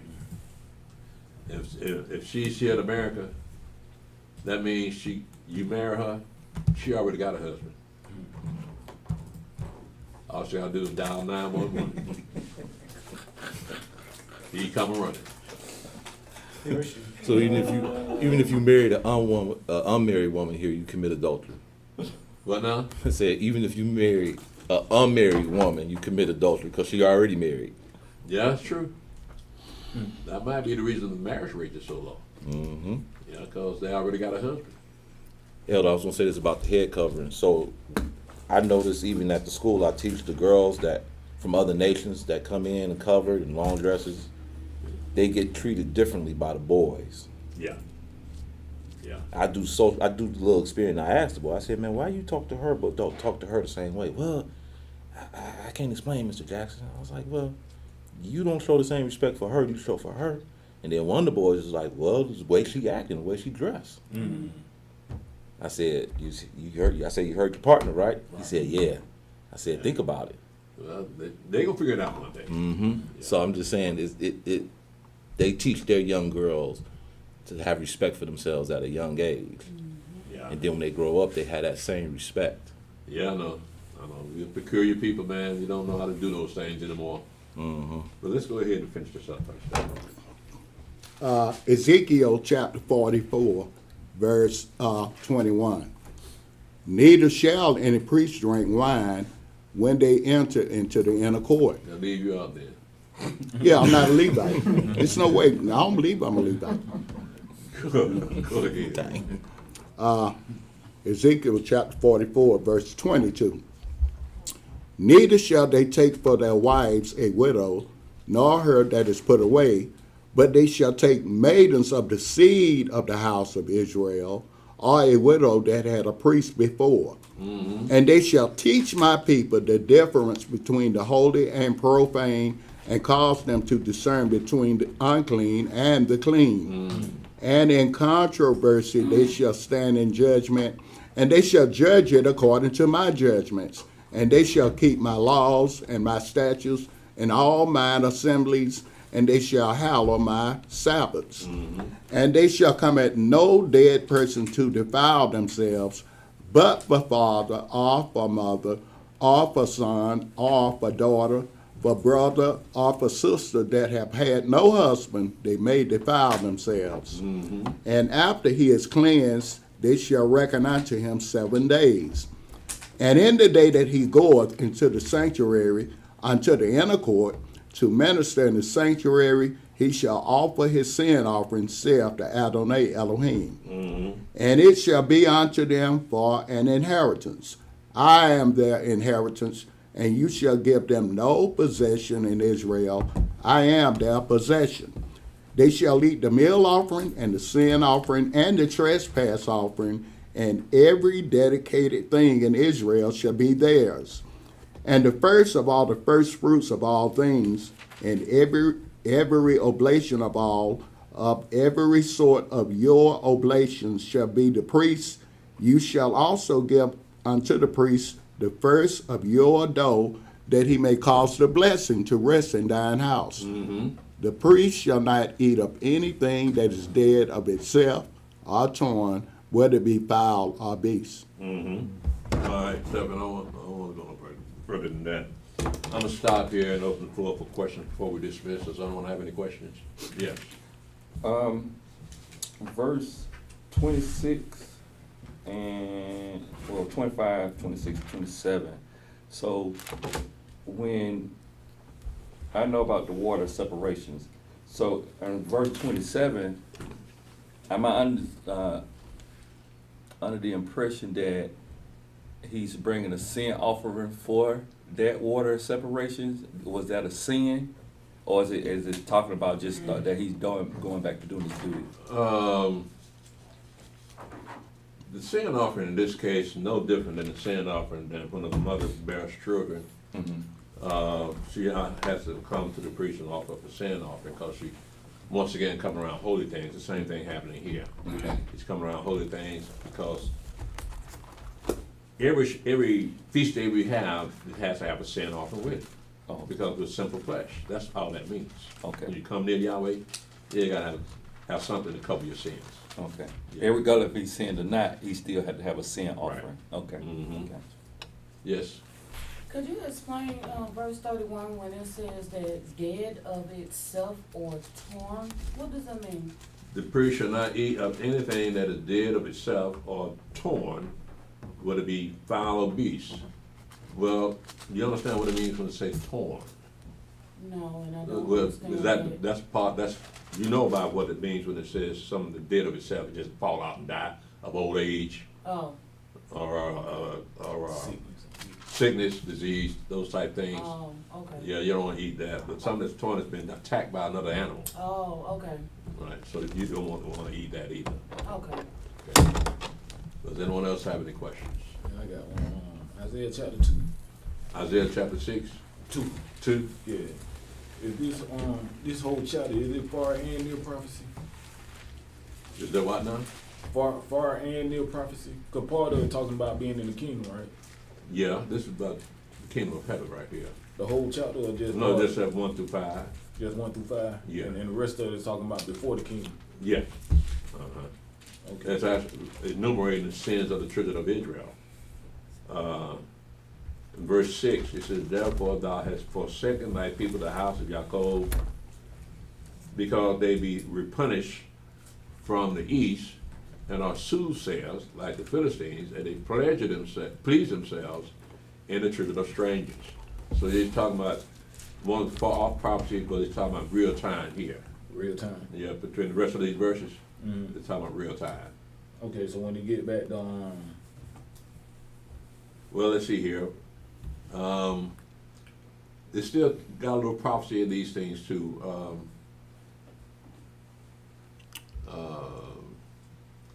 But this will be far off prophecy. Well,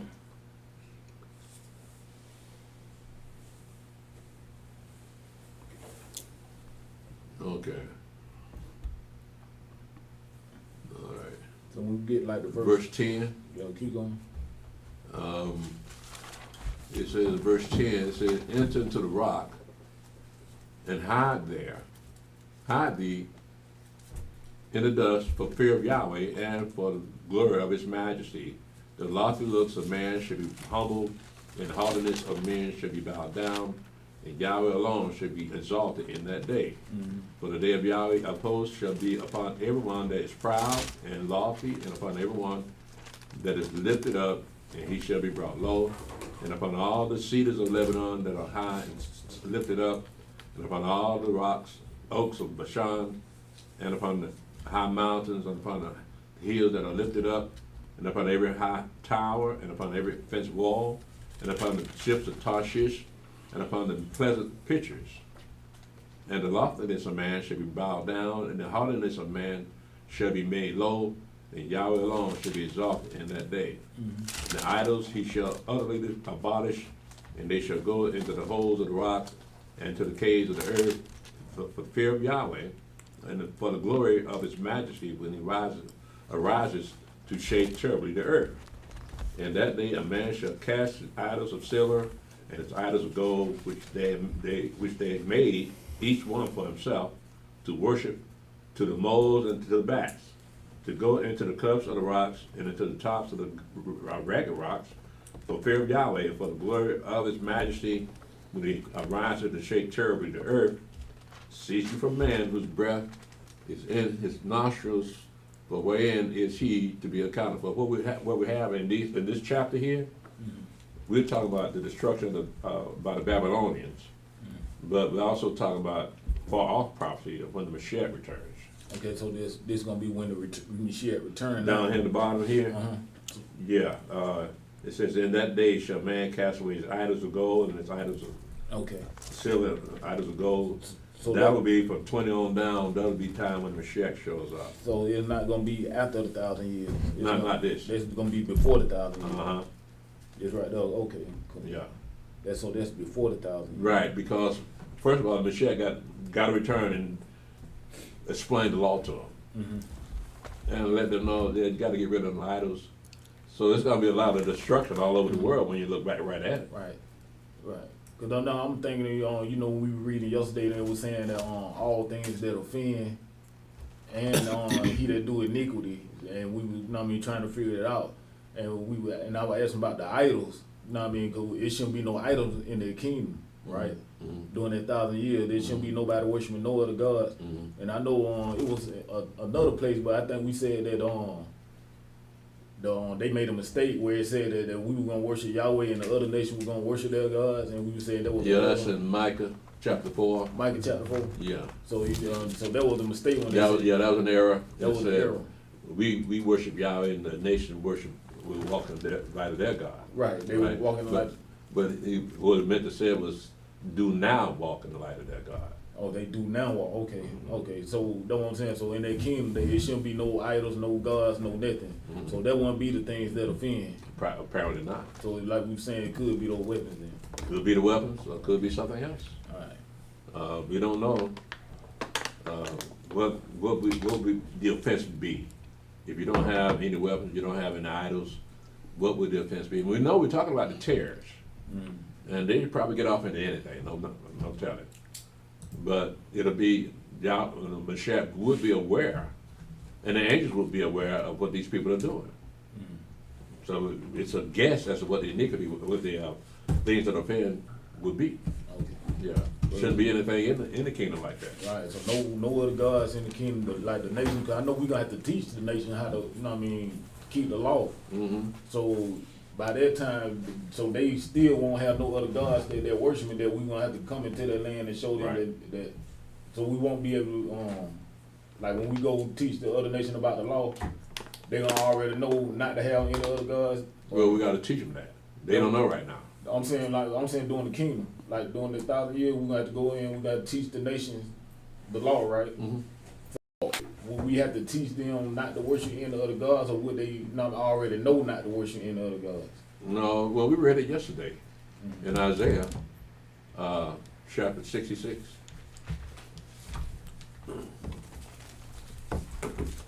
And verse 19, and it said, I will set up a sign among them, and I will send those that escape them unto the nations, to Spain, to Poor, Lud, that draw the bow, to Russia, and Greece.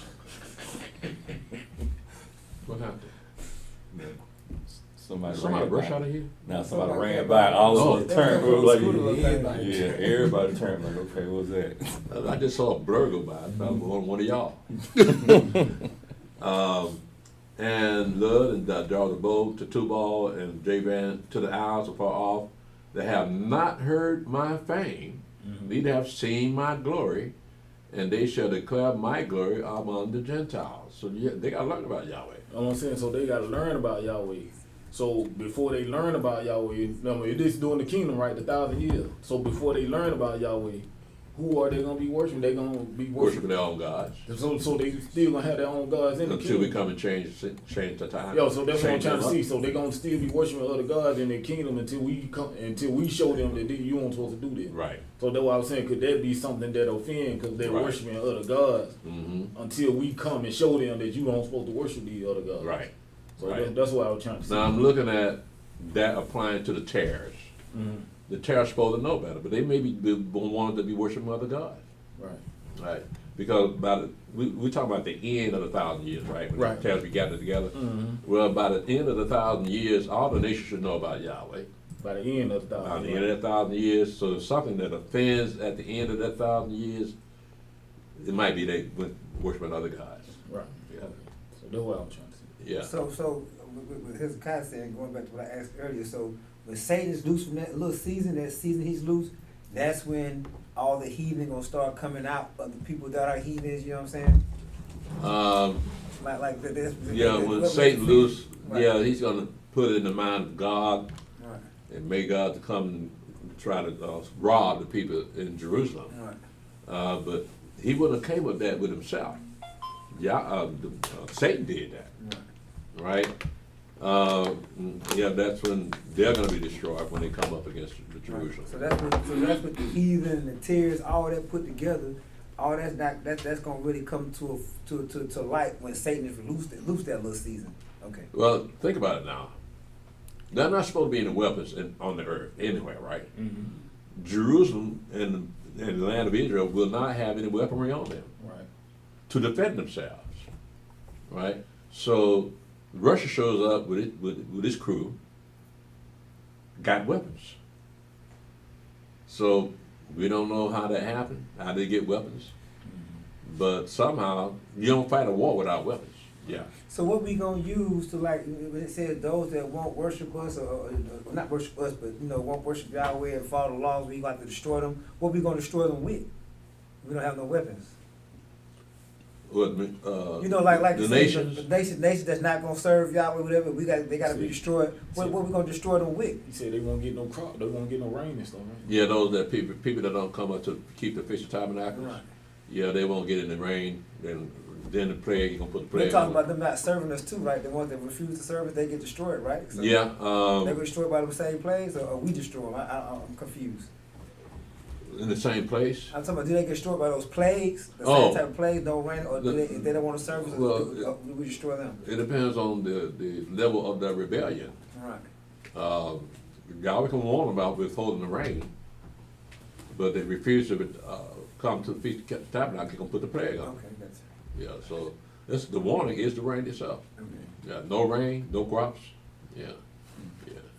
I was thinking about that, the being offended would be some of the things that, by that time, as far as when the first kingdom, I was at 1,000 years, I would think the nation would pretty much know that Yahshua is on the scene, because he said everybody gonna see him. But as far as the law, they don't know. Well, the offense part, what I would think would be some of the things that they eat, because they eat so much in that offense. Yeah. You know, and that's offensive because you go to all these other nations, they eat everything from crickets, to donkeys and camels. So a lot of Yeah, that stuff they I don't know. That's offensive, and that's one of the things. Well, that's true, but let me ask you, the people that are up in Alaska, Mhm.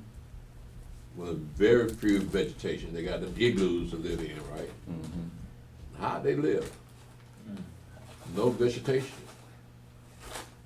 Oh, they eat fish.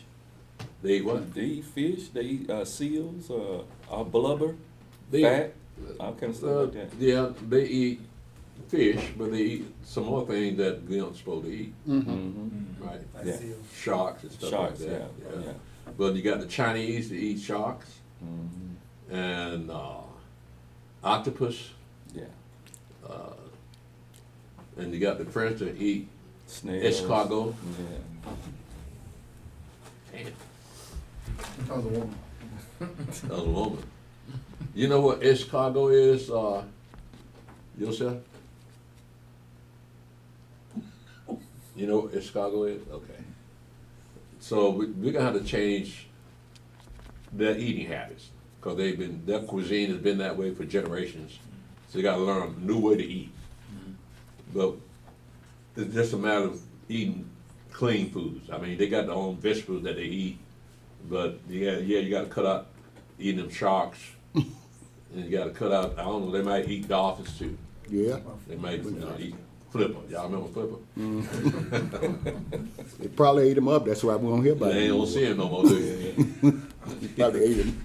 You had a flipper sandwich. Does anyone else have any questions? Okay, let's see what here.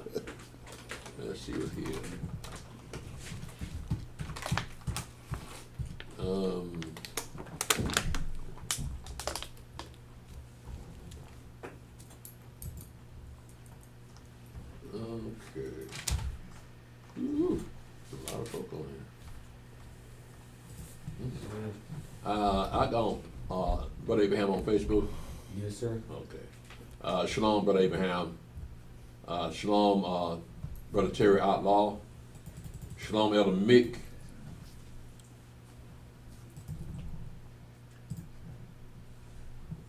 Eternal life in the kingdom of Yahweh. I think he meant, he got an O in there. Shalom, Brother Landry Sankey. Hallelujah, praise Yah. Shalom, blessings rising to you, Elder Priest, yourself, and all the Spaka and chat. Praise Yah. Shalom, Brother Al-Hayam and Sister Malaka. Shalom, Brother Hanak Ben Israel.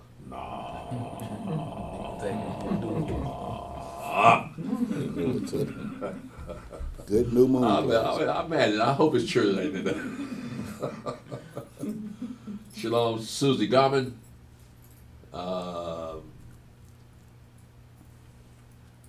Shalom, Elder. I don't think she meant that. Lee Ayi. Shalom, Brother McAnderson. Shalom, William Shelton. Shalom, Esther Shasharala. Shalom, Darren Streeter. Shalom, Sister Rachel. Shalom, Elder.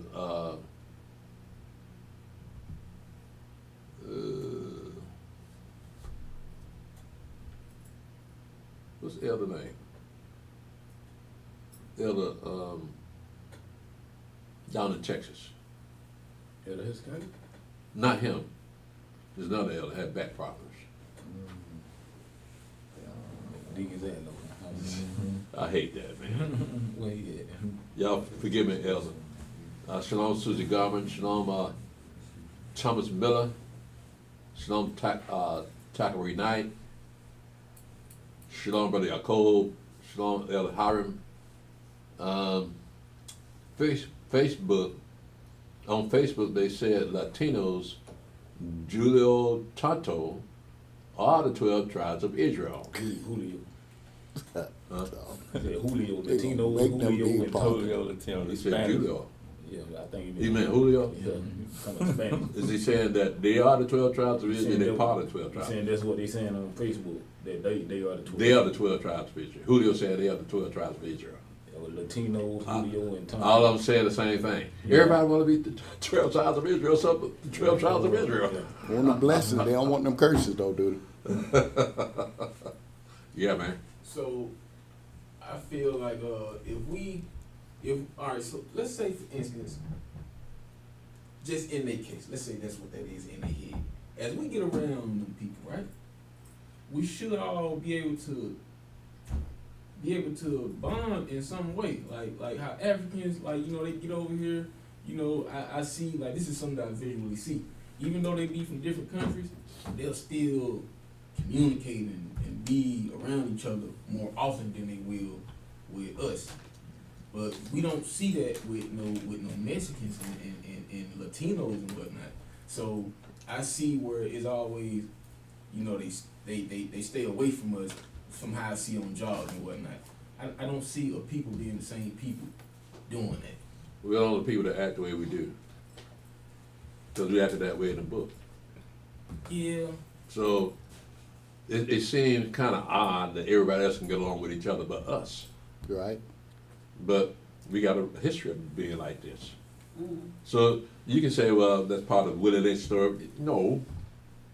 We've always been this way. The women, well, I wouldn't say about it, the women always hating the men, but nevertheless, that what happened to us didn't happen to anybody else on earth.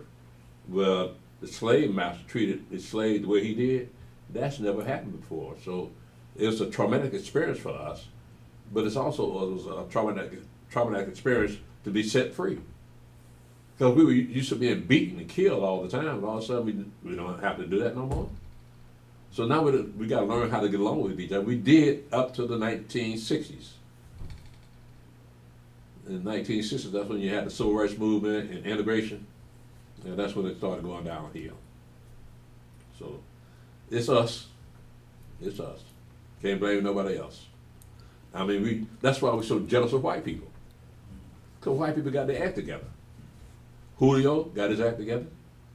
The Indians got their act together. Everybody got their act together except us. Do you hear about Julio doing any drive-bys like we do drive-bys? No, Not Julio is family oriented. I know in drug countries, yeah. But Julio is more family oriented here.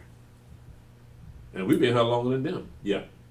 You proving my point. Like, that's what I'm saying. Like, Yeah. I can't see them and us being the same people. You mean Like, Israel? Yeah, even though we have conflicts amongst each other, it's still a connection regardless. Yeah, Like, only because we're not white. That's all. yeah. But they can't be the children of Israel. They can't be part of the children of Israel because they don't act nothing like the children of Israel. No. Right? We act like the children of Israel. Like he ain't got no damn sense. We had a guy, we had several of them out there when I was working, but they quit. One of them was named Roland Diaz. He's still out there, ain't noticed. He's still out there. Now, he knows that, he told me he married a Gentile, a white woman. He's Hispanic, Cuban, whatever. And her family didn't accept him, right? But nonetheless, when he's in that break room, he sit around them white people. He friendly enough, but when he carry on conversation, he's at the other table with them Yeah. Gentiles. Ain't nothing wrong with that. I That's was hanging what I- around y'all. that's He what looked I'm like saying. a Gentile though. He looked like a Gentile unless he told you, you would thought he was a Gentile. Well, he might have been raised up by a Gentile. Yeah. Raised up in a Gentile neighborhood. Well, you look at him, Otis, he got that Hispanic look about him. Yeah, he don't look like a regular white boy. Well, who want to be around y'all? But I'm saying, he knows one thing, how going back to what the young man just said, those Hispanics laughing at us. They know they're not part of us. Yeah. We're trying to claim them people. Yeah, I know. Let's see here. That's the IUIC. They got that Yeah, that they out. pushed that. So they pushed that all this Latinos, Puerto Ricans, Cubans, The 12 tribes. the 12 tribes are all that line there. Colombia, those are all the 12 tribes are over here, and they pushed that with their people. They got a chart of all the 12 tribes. Yeah, I know. which kind I got it in my bag. We seen that's them what back- they pushing. And so when they say that, it's like, no, you're not part of us. The only thing that I can say, the bulk of the slave went down to South America. Now we are mixed up in there, but them as a whole, that's not us. We're mainly in Brazil, Mm-hmm. and they treat those brothers in Brazil Yeah, worse than they man. treat us here. Yeah. So they got segregation laws in Brazil. They won't allow the brothers to have a decent kind of job or even decent kind of education. Mm. So, Yahweh looked out for us because He brought us out of that. But them people down there in Brazil, they still catching hell, and you wouldn't believe who catching them, giving them hell. Esau. Esau. Mm-hmm. Yeah. Shalom, Elder Eleazar, Sister Mother Kia. All right, Elder Hiram, I appreciate that, but yeah, don't worry about that. Shalom, Sister Angelina Rowe. Shalom, our power play for real. Shalom, Lonely Red Wolf. Shalom, Mother Marsha. Shalom, Brother Jeremy Yahoo, the warrior. Shalom, Neil the P. Jeremy Yahoo says, Shalom, Elder Priest and family, stay blessed. Think about if the Messiah and them angels will be glowing, and of course we will not need the sun nor moon. I might be right or not. It's a theory. It doesn't say that the angels were glowing. Does it? No, sir. No. Well, I mean, that don't mean they can't. Shalom, Brother Levi, Deacon Levi. Let's see here. Shalom, Elder Priest. Would the weapons be made after the 1,000 years of peace? If it's 1,000 years of peace and Satan will be in the bottomless pit for 1,000 years, then set loose for a little season, then I'm thinking that little season would be maybe start after it. Well, yeah. Also, here's ask how long would it take to make the weapons. Google says it takes a blacksmith a few hours to forge a spearhead, and anywhere from days to weeks to make a sword. So if a little season is 3 months, or so the nation could probably a good amount of weapons. Thinking up out of word now. Praise Yah, it will be in vain. Yahweh go destroy them and their weapons. Yeah, well, yeah, that's true. But when the Mashiach, though they were doing that, you got angels all over the earth. Come on now. There's got to be something else they're using. Shalom, Trey Kingfish Minor. Shalom, Brother Malachi. Shalom, Brother Clarence Marks and Sister Alita. Shalom, Elder Tobiah. Shalom, Yahweh Song. Shalom, Who Wants to Know? Not Who Wants to Know. That's him. That is. Shalom, Elder, yourself, and brothers and sisters. I enjoyed my visit with you yesterday and the lesson that was taught. I pray that I can visit again. We pray for you too, my brother. Was glad to have you up here. And you seem to fit right in with us, man. They say, I also enjoyed the food. The fish was buzzing. It was good. It was good, man. Is that what it meant? Bussin'. That mean it was Bussin', good. it was good. That mean good. I ain't never heard that. You know, the fish was bussin', yeah. I never heard. See, I'm learning new stuff. You heard that, Otis? Yeah, y'all folks say And that bussin'. I got to get out more often, man. And I'm surprised there was still a lot of it left. I thought it was gonna be gone when I went around the second time. There's still a lot of it in there. Is it still there, Sister E? She said no. She learned a lesson by eating that fruit, didn't she? They said, who wants to know? Said, Elder, I don't quite understand about Israel being Yahweh's firstborn son, and Yahshua being his only begotten son. Who exactly is Israel? I wanted to ask about this yesterday. Okay, let's look at Bible over here in Isaiah. And I read it why we say that Israel is Yahweh's firstborn son in Exodus chapter 4. And we're named after Yahweh's firstborn son, Israel. And if you notice, all the names, the Hebrew names in the Bible have meaning behind them. And Israel name has a meaning also. It means he who struggles or wrestles with Yahweh.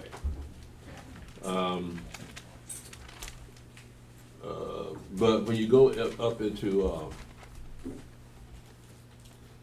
well, let's see, let's go to John chapter 4.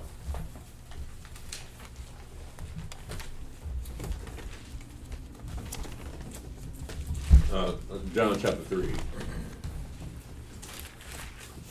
Now, yesterday again we read in Exodus chapter 4. Remember what we read in Exodus chapter 4 when we said that Israel is Yahweh's firstborn son? Look what it says here again.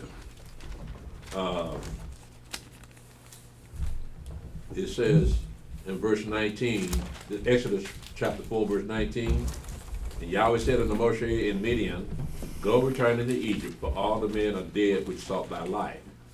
And Moshe took his wife and his sons and set them upon an ass, and he returned to the land of Egypt. Moshe took the rod of Elohim in his hand.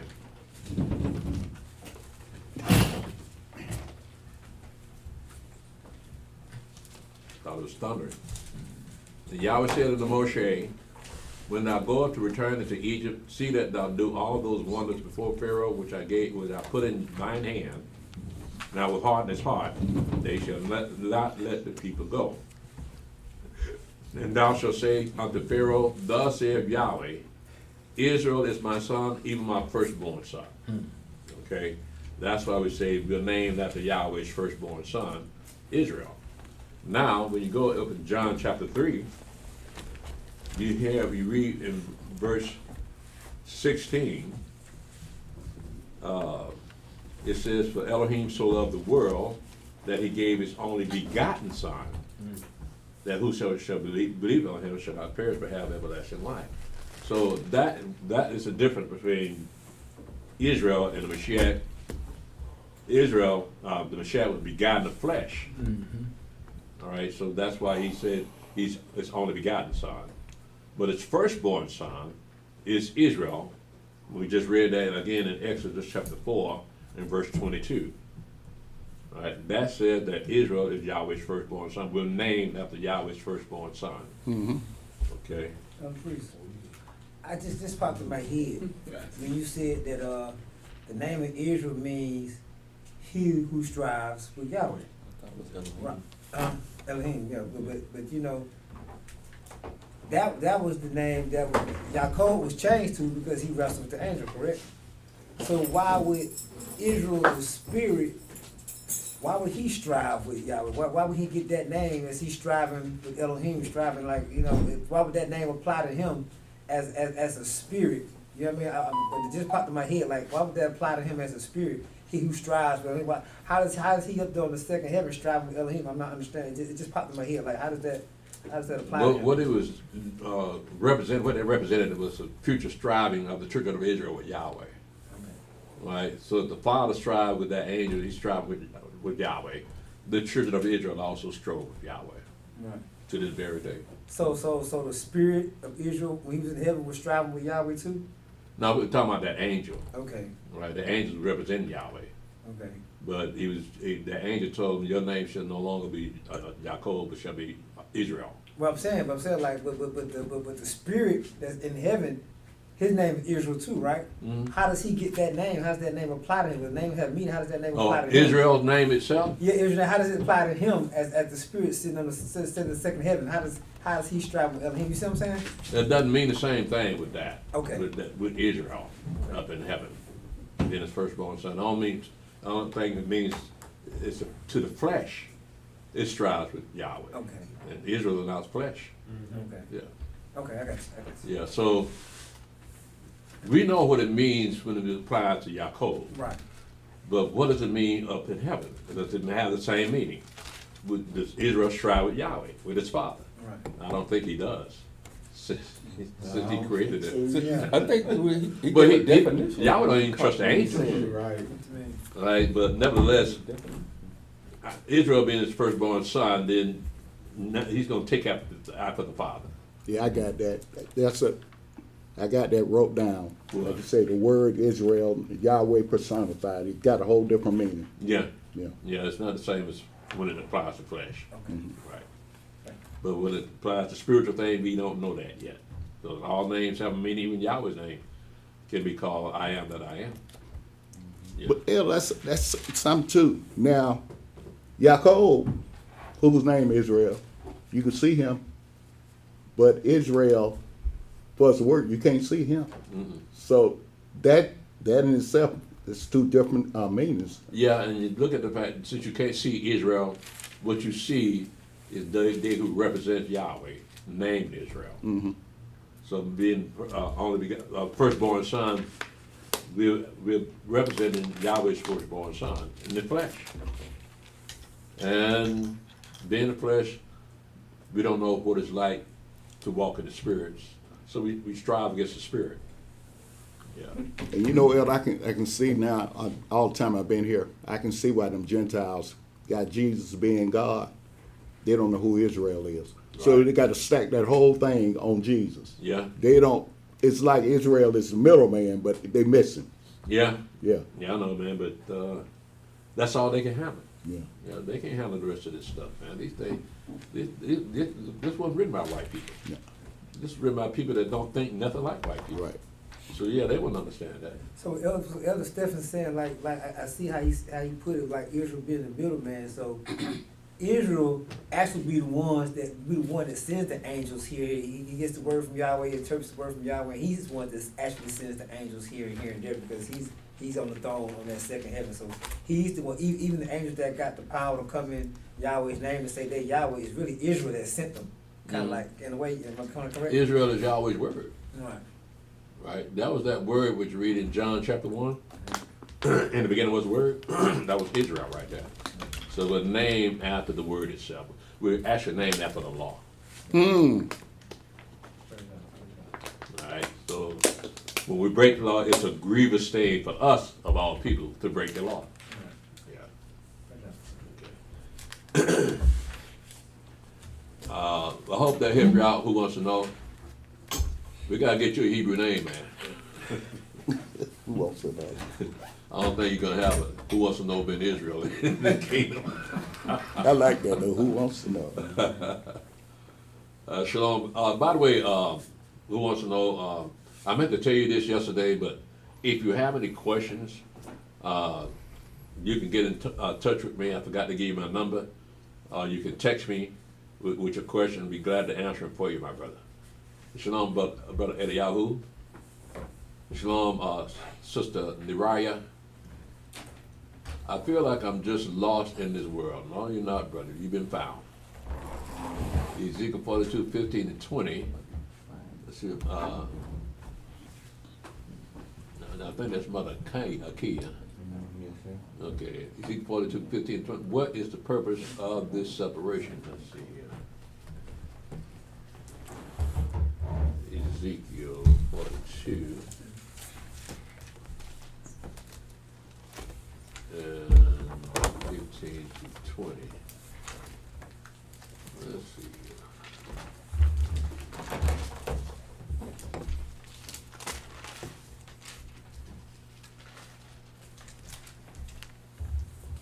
Let's see. Now, when he had made an end of measure the inner house, he brought me forward toward the gate whose prospect is toward the east, and measured it round about. He measured the east side with the measuring reed 500 feet reeds with the measuring reed round about. He measured the north side 500 reeds with the measuring reed round about. he measured the south side 500 reeds with the measuring reed. He turned about to the west side and measured 500 reeds with the measuring reed. He measured it about the four sides. It had a wall round about 200 reeds long and 500 broad to make a separation between the sanctuary and the profane place. You have to understand what the definition of a profane place is. It's where you throw all your refuse, so you don't want that in there, the sanctuary. That's all they're saying. The garbage, they have one in Jerusalem. I forgot the name of it. But they had a place where they took all the garbage and burned it. That the what Kidron there? Kidron is not the one I'm thinking about. It's another place, Valley of Hinnom. Okay. I think that's what we're looking for. Shalom Julius Brown. I forgot, I missed Humble Rollers. Shalom Humble Rollers. Shalom Julius Brown. Shalom. Who was an elder? I thought that Yeshua gave his life for a sacrifice for Israel. Israel sinned. Will that still be animal sacrifices in the new kingdom for the sin of the people? Yes, we didn't get to go with today, but Yahweh will go with next week. Yeah, there'll be still sin there. Death and hell will still be in the earth, so that means that somebody's gonna die, some kind of way. Yeah. But on that new earth, yeah, there won't be any more sin, there won't be any more death, so you don't have to be concerned about sinning.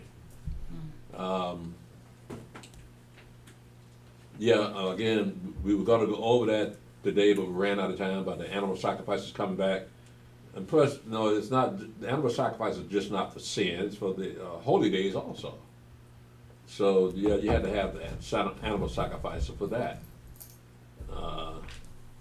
I thought that there's no sin in Yahweh's kingdom. No, there's not. But in the Mashiach's kingdom, yeah, you're going to have sin because death and hell will still be on the scene, and you could, you're supposed to live 1,000 years, but you could easily die too. Yes, sir, my name is Johnny Dancy, okay. I thought that's what I heard you say. That's my government cheese name. But I go by the name of John. Oh, he's a comedian. That's what I know you were young. that's what Moshe always say. When they sit milk and cheese on the door. Yeah. My chief government cheese now. I never heard it quite like that before. Shalom, Brother Adawan. Shalom, ETL, ETL. I hope I pronounced that right.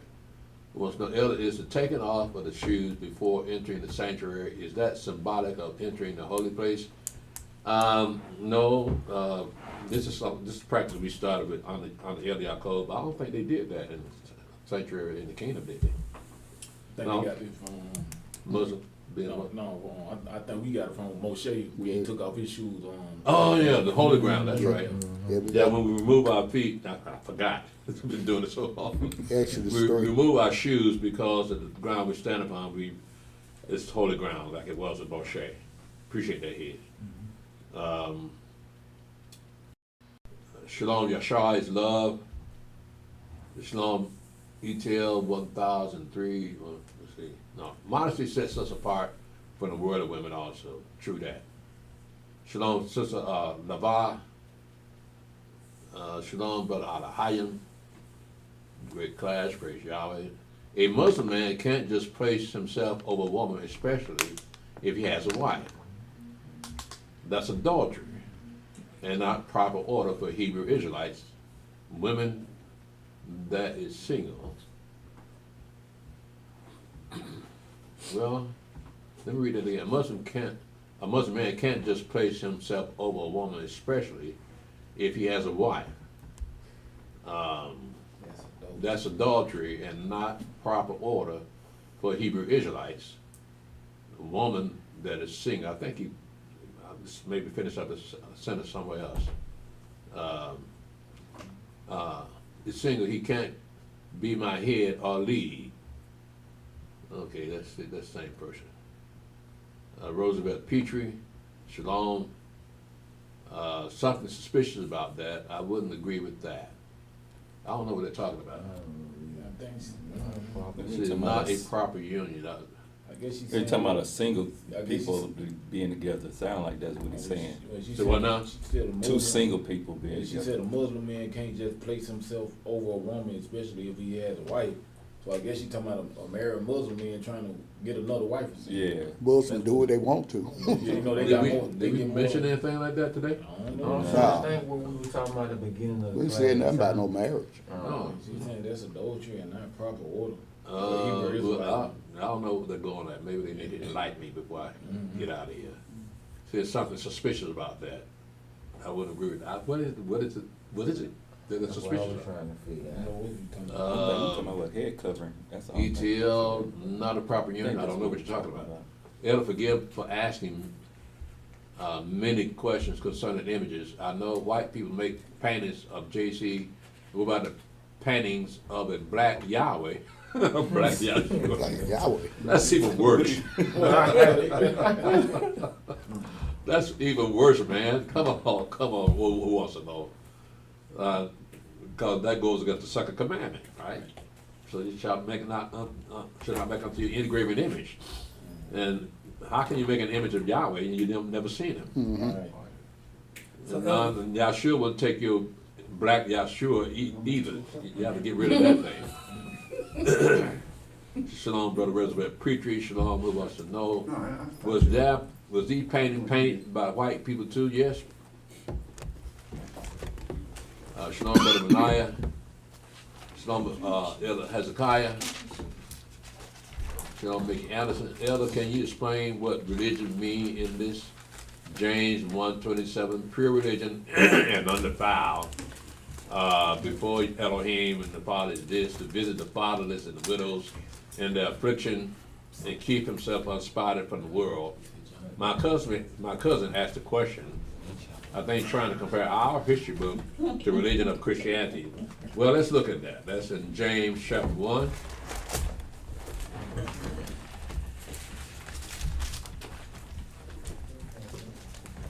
You're going to find something surprising about that. In James chapter 1,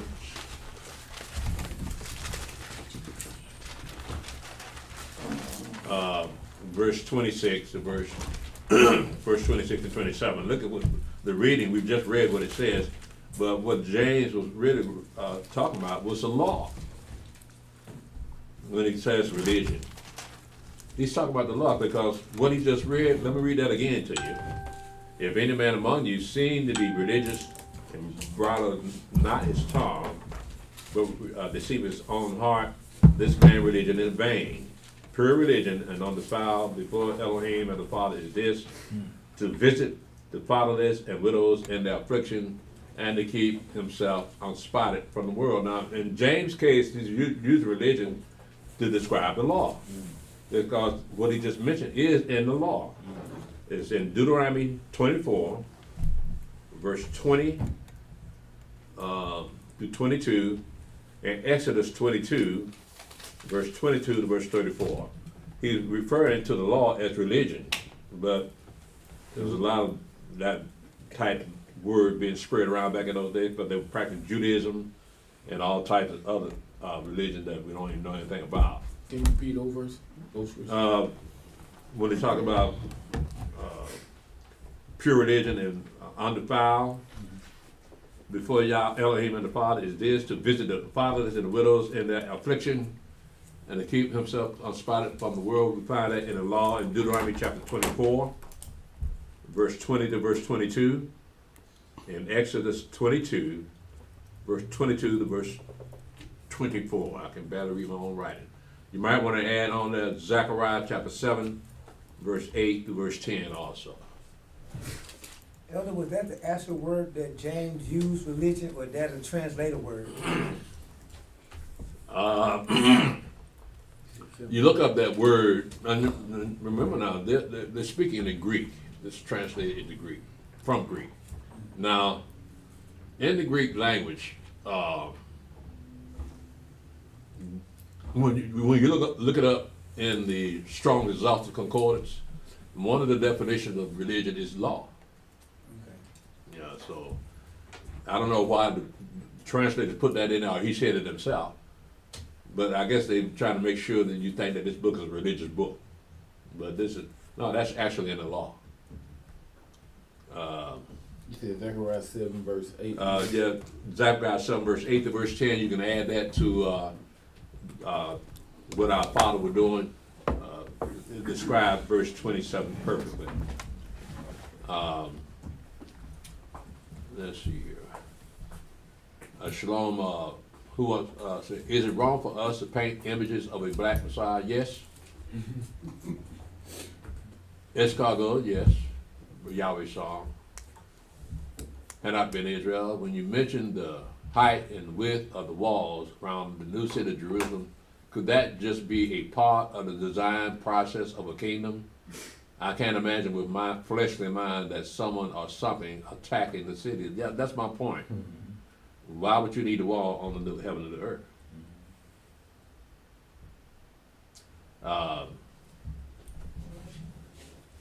Because again, walls are for protection. But what you gonna be protected from? Yeah. That's what I was saying. Then how tall it's gonna be? So I was like, man.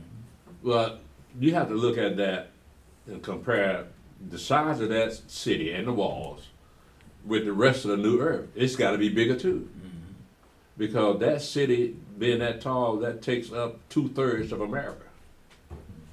1,500 feet tall, 1,500 miles. Right, that's 2/3 of America. Just for one city. You're talking about just the distance. For one city. For one city, just one city. So you ain't gonna have everybody else in the land. They gotta have a place to stay themselves. So that's just a city. Ain't talking about the land of Israel. You think our new bodies will be bigger in our new bodies? I guess you have to wait and see. But you can't die on the new earth. You can't die no more, right? And so with that, it didn't say so. Well, yes, it did. You're gonna have angels on the new earth too, right? So you're gonna have Israel there. The angels gonna be there, and no animals though. So you don't have to worry about stepping in some cow poo. Walk around the city of Jerusalem. Got a cow poo in the street, on the Golden Street now. So I wouldn't mind being the sanitary director for that. It does make you wonder about the logistics of people having to use the bathroom. And Yeah. that goes out in that kingdom. Yeah. So it kind of make you wonder, we like, talked okay, about that like, yesterday. okay, like a thought, yeah, where you gonna use the bathroom, or if you have to use the bathroom, or your digestive system gonna be different Yeah, because of the food that you eat. So yeah, that's gotta change. I guess we have to end up being like the angels that ate Abraham's food and Lot's food. Angels don't need to eat. But that system did not work as our system, even though they ate that food. Somehow it got processed and stayed in them, I guess. Yeah, so, same with us. Let me read that again, brother. Nah. When you mention the height of the bone, that just be part of the design process around of a kingdom. I can't imagine with my fresh mind that someone or something attacking it. Me either. But that's what it says. They're gonna have a wall 1,500 miles long, tall. Shalom, repentant Judah. Shalom, Brother McAnderson. Elder, do you think the seed of Yaphet that went to the Europe area changed like Esau did when he started out black but ended up white? Did Yaphet seed do the same thing because of sunlight issues? No, I wouldn't say that, because you can put Gentiles in South Africa and they'll still look the same as when they first went in there. You got the South Africans been there for hundreds of years, and they still white. So, but something happened at the Tower of Babel that when Yahweh confused the languages, these people went to their own separate lands. Somehow they changed physically because, yeah, you're right, Yahweh and Shem and Ham started out black. They had black children, and they all spoke the same language. But what changed when they got parted away from each other? Elder Azariah, thank you, Brother Zach. To Zach, y'all didn't even know. I told you, though, I said that, no. Shalom, Zach. All right. Darren Street says everyone that is black aren't Israel. That's true. So the IUIC actually got the Mexican men marrying our women, having children. Are you serious? Have y'all heard this? I heard that. That's crazy. Yeah, I heard that. I heard that years ago. Well, I guess, desperate times calls for desperate measure because they still got to marry somebody. Yeah, brothers don't want to marry. That's right. That's sad. kryptonite. It's sad, but see, they don't understand that their children not gonna be Israel then if they marry Mexican men. But are you actually say they are? I know. And they got a lot of That's some Esau stuff there, ain't it? Yeah, let me go back here, because I mentioned something about, oh yeah, Brother Vic Anderson. Elder, do you think the seed of Yahweh that went to Europe area changed like Esau did? When he started out black and ended up white? The Yahweh seed do the same thing because of sunlight issue? No, Esau did that purposely. Mm-hmm. All right, so for instance, when he first married his wife, he married a Canaanite. Why? Because the Canaanites ruled the land. And so as time went on, he married with anyone that ruled and had wealth. Mm-hmm. So that's how he gradually turned white, because he intermarried with the Romans, he intermarried with the Greeks, Mm-hmm. and so he intermarried with the Europeans, he intermarried with white people to this very day, because that's where the money and power was. Right. So he looks white, but he doesn't like to be called white. Yeah, but you white, buddy. He didn't marry none of us, did he? Yeah, well, you got, what's his name, made Star Wars? Lucas? Yeah. They married He them. married a black woman. They married them sisters that's got money. Got them talk shows. Well, I don't know. Yeah, they married them. Yeah, the Edomites married them sisters. I wouldn't Venus. go that hard. Did your hand go up, man? Yeah. What was it? Just he's a man about the other tennis player married Gentile. Mm-hmm. Who? Venus. Venus? Is it Venus? Serena. No, Serena first, not Venus. She's married now To an Edomite. to Edomite. Who? Tennis player. Yeah. Venus Williams. Venus Williams. Who's Yeah, tennis player. them two sisters. Venus. Tiger Woods? No, Venus. Female tennis player. Oh, you talking about Venus and Serena. Serena? Yeah. Yeah. She married She's Edomite. married a Gentile. Yeah. No, she married Edomite. Edomite. Oh, Yeah. For money. Was it for money? Boy, look like Somebody got some damn sense. Because she know she ain't gonna marry nobody black. Yeah, they look just alike, man.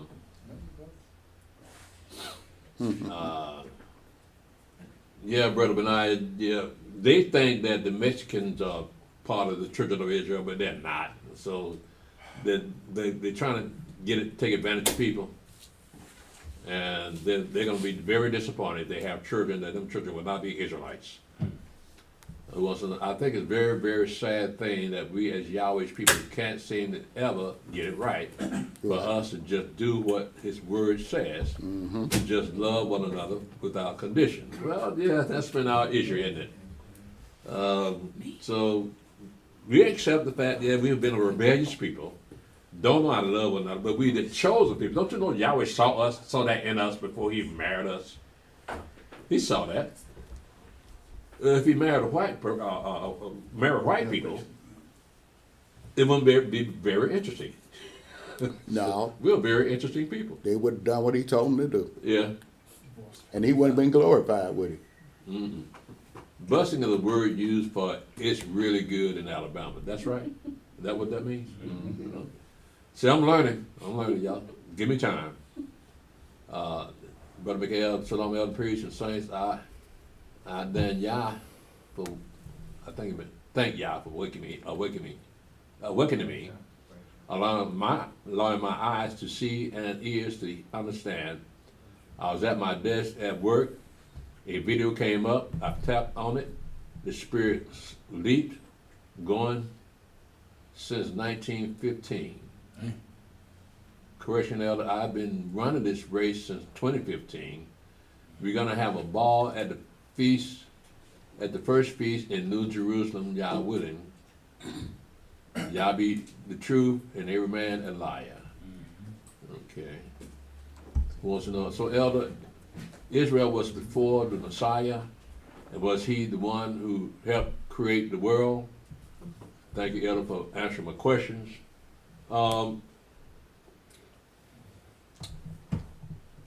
Now, he wasn't in on the creation. However, let me take you to John chapter 17. And it's going to sound like he was in the beginning of the creation. But let's look at that prayer that he made in John 17. Now listen to his prayer. These words spake Yahshua, and lifted up his eyes to heaven, and said, Father, the hour is come, glorify thy Son, that thy Son also may glorify thee. As thou hast given him a power over all flesh, that he should give eternal life to as many as thou hast given him. And this is life eternal, that they might know thee, the only true Elohim, and Yahshua HaMashiach, whom thou hast sent. I have glorified thee on the earth. I have finished the works which thou hast gavest to do, me to do. And now, O Father, glorify thou me with thine own self, with the glory which I had with thee before the world was. All right? So, this man was born. How can he be before the world? Right. That's not the flesh and blood man talking. Nope. That's the spirit talking. That's Israel speaking. Huh? That's Israel speaking. Yeah. Israel. Remember? Israel being Yahweh's firstborn son, he's addressing the Father. Right. So, yeah, but people get that confused and think that this man is saying that. That's what he's saying. That's what he's asking, was Israel the one to help create the world? Yeah. That's what he was saying. That's what. Oh. That's what he was. Well, we said, look what it says, though. It says in verse 5, and now, O Father, glorify thou me with thine own self, with the glory which I had with thee before the world was. Mm-hmm. Not at the beginning of the world. It said before the world was. So they had a relationship before the world was. Now, then Yahweh created heaven and the earth with those spiritual Wisdom, right? beings of understanding, knowledge, and wisdom. So wisdom was in on the creation of the world. Yeah. That's a question I forgot I was supposed to ask. Is wisdom, knowledge, understanding, they're like living entities? Yeah. Can you see them angels, or they just living entities? The spirits. Spirits. Yeah. Oh, spirits, okay. But they're living All spirits. angels are spirits, but not all spirits are angels. Okay, I got you. Yeah. To prove that, let's go to Hebrews. See, y'all won't let me go. Just wait. Just wait. You ain't through. You just saying, well, you got a lot more. Yeah. Be here for a minute. Hebrews chapter 1. And I'm just going to pick up 13 to 14. It says, but to which of the angels said he at any time, sit on my right hand until I make thine enemies thy footstool? Are they not all ministering spirits sent forth to minister for them who shall be heirs of salvation? So the angels are spirits, right? But our spirits are not angels. Right.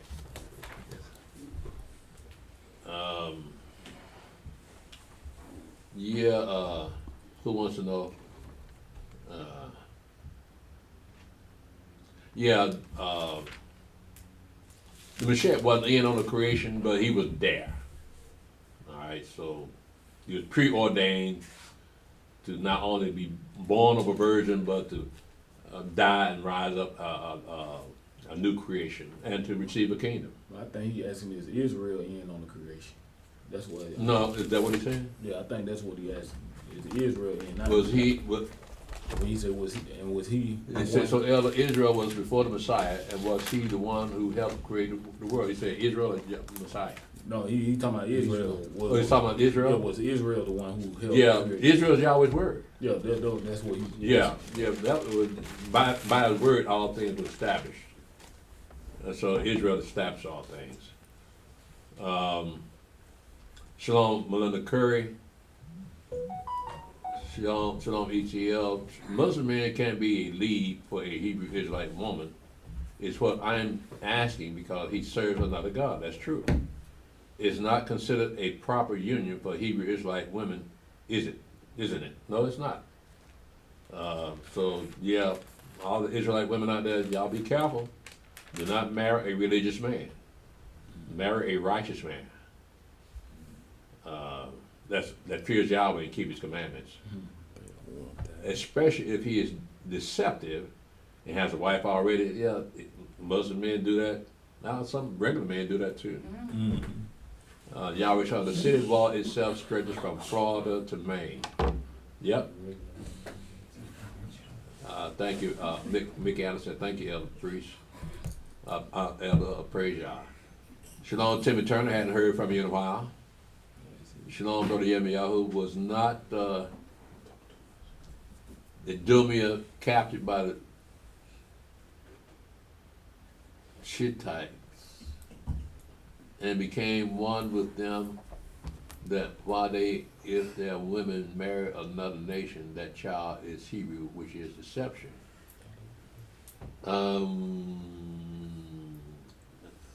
Let me read that again. Was not Idumea captured by the Hittites? Who was that? Hittites. I think that's what he's trying to say. Okay, Hittites, it became one with them, that while if their women married another nation, that child is Hebrew, which is deception. Yeah, that's deception.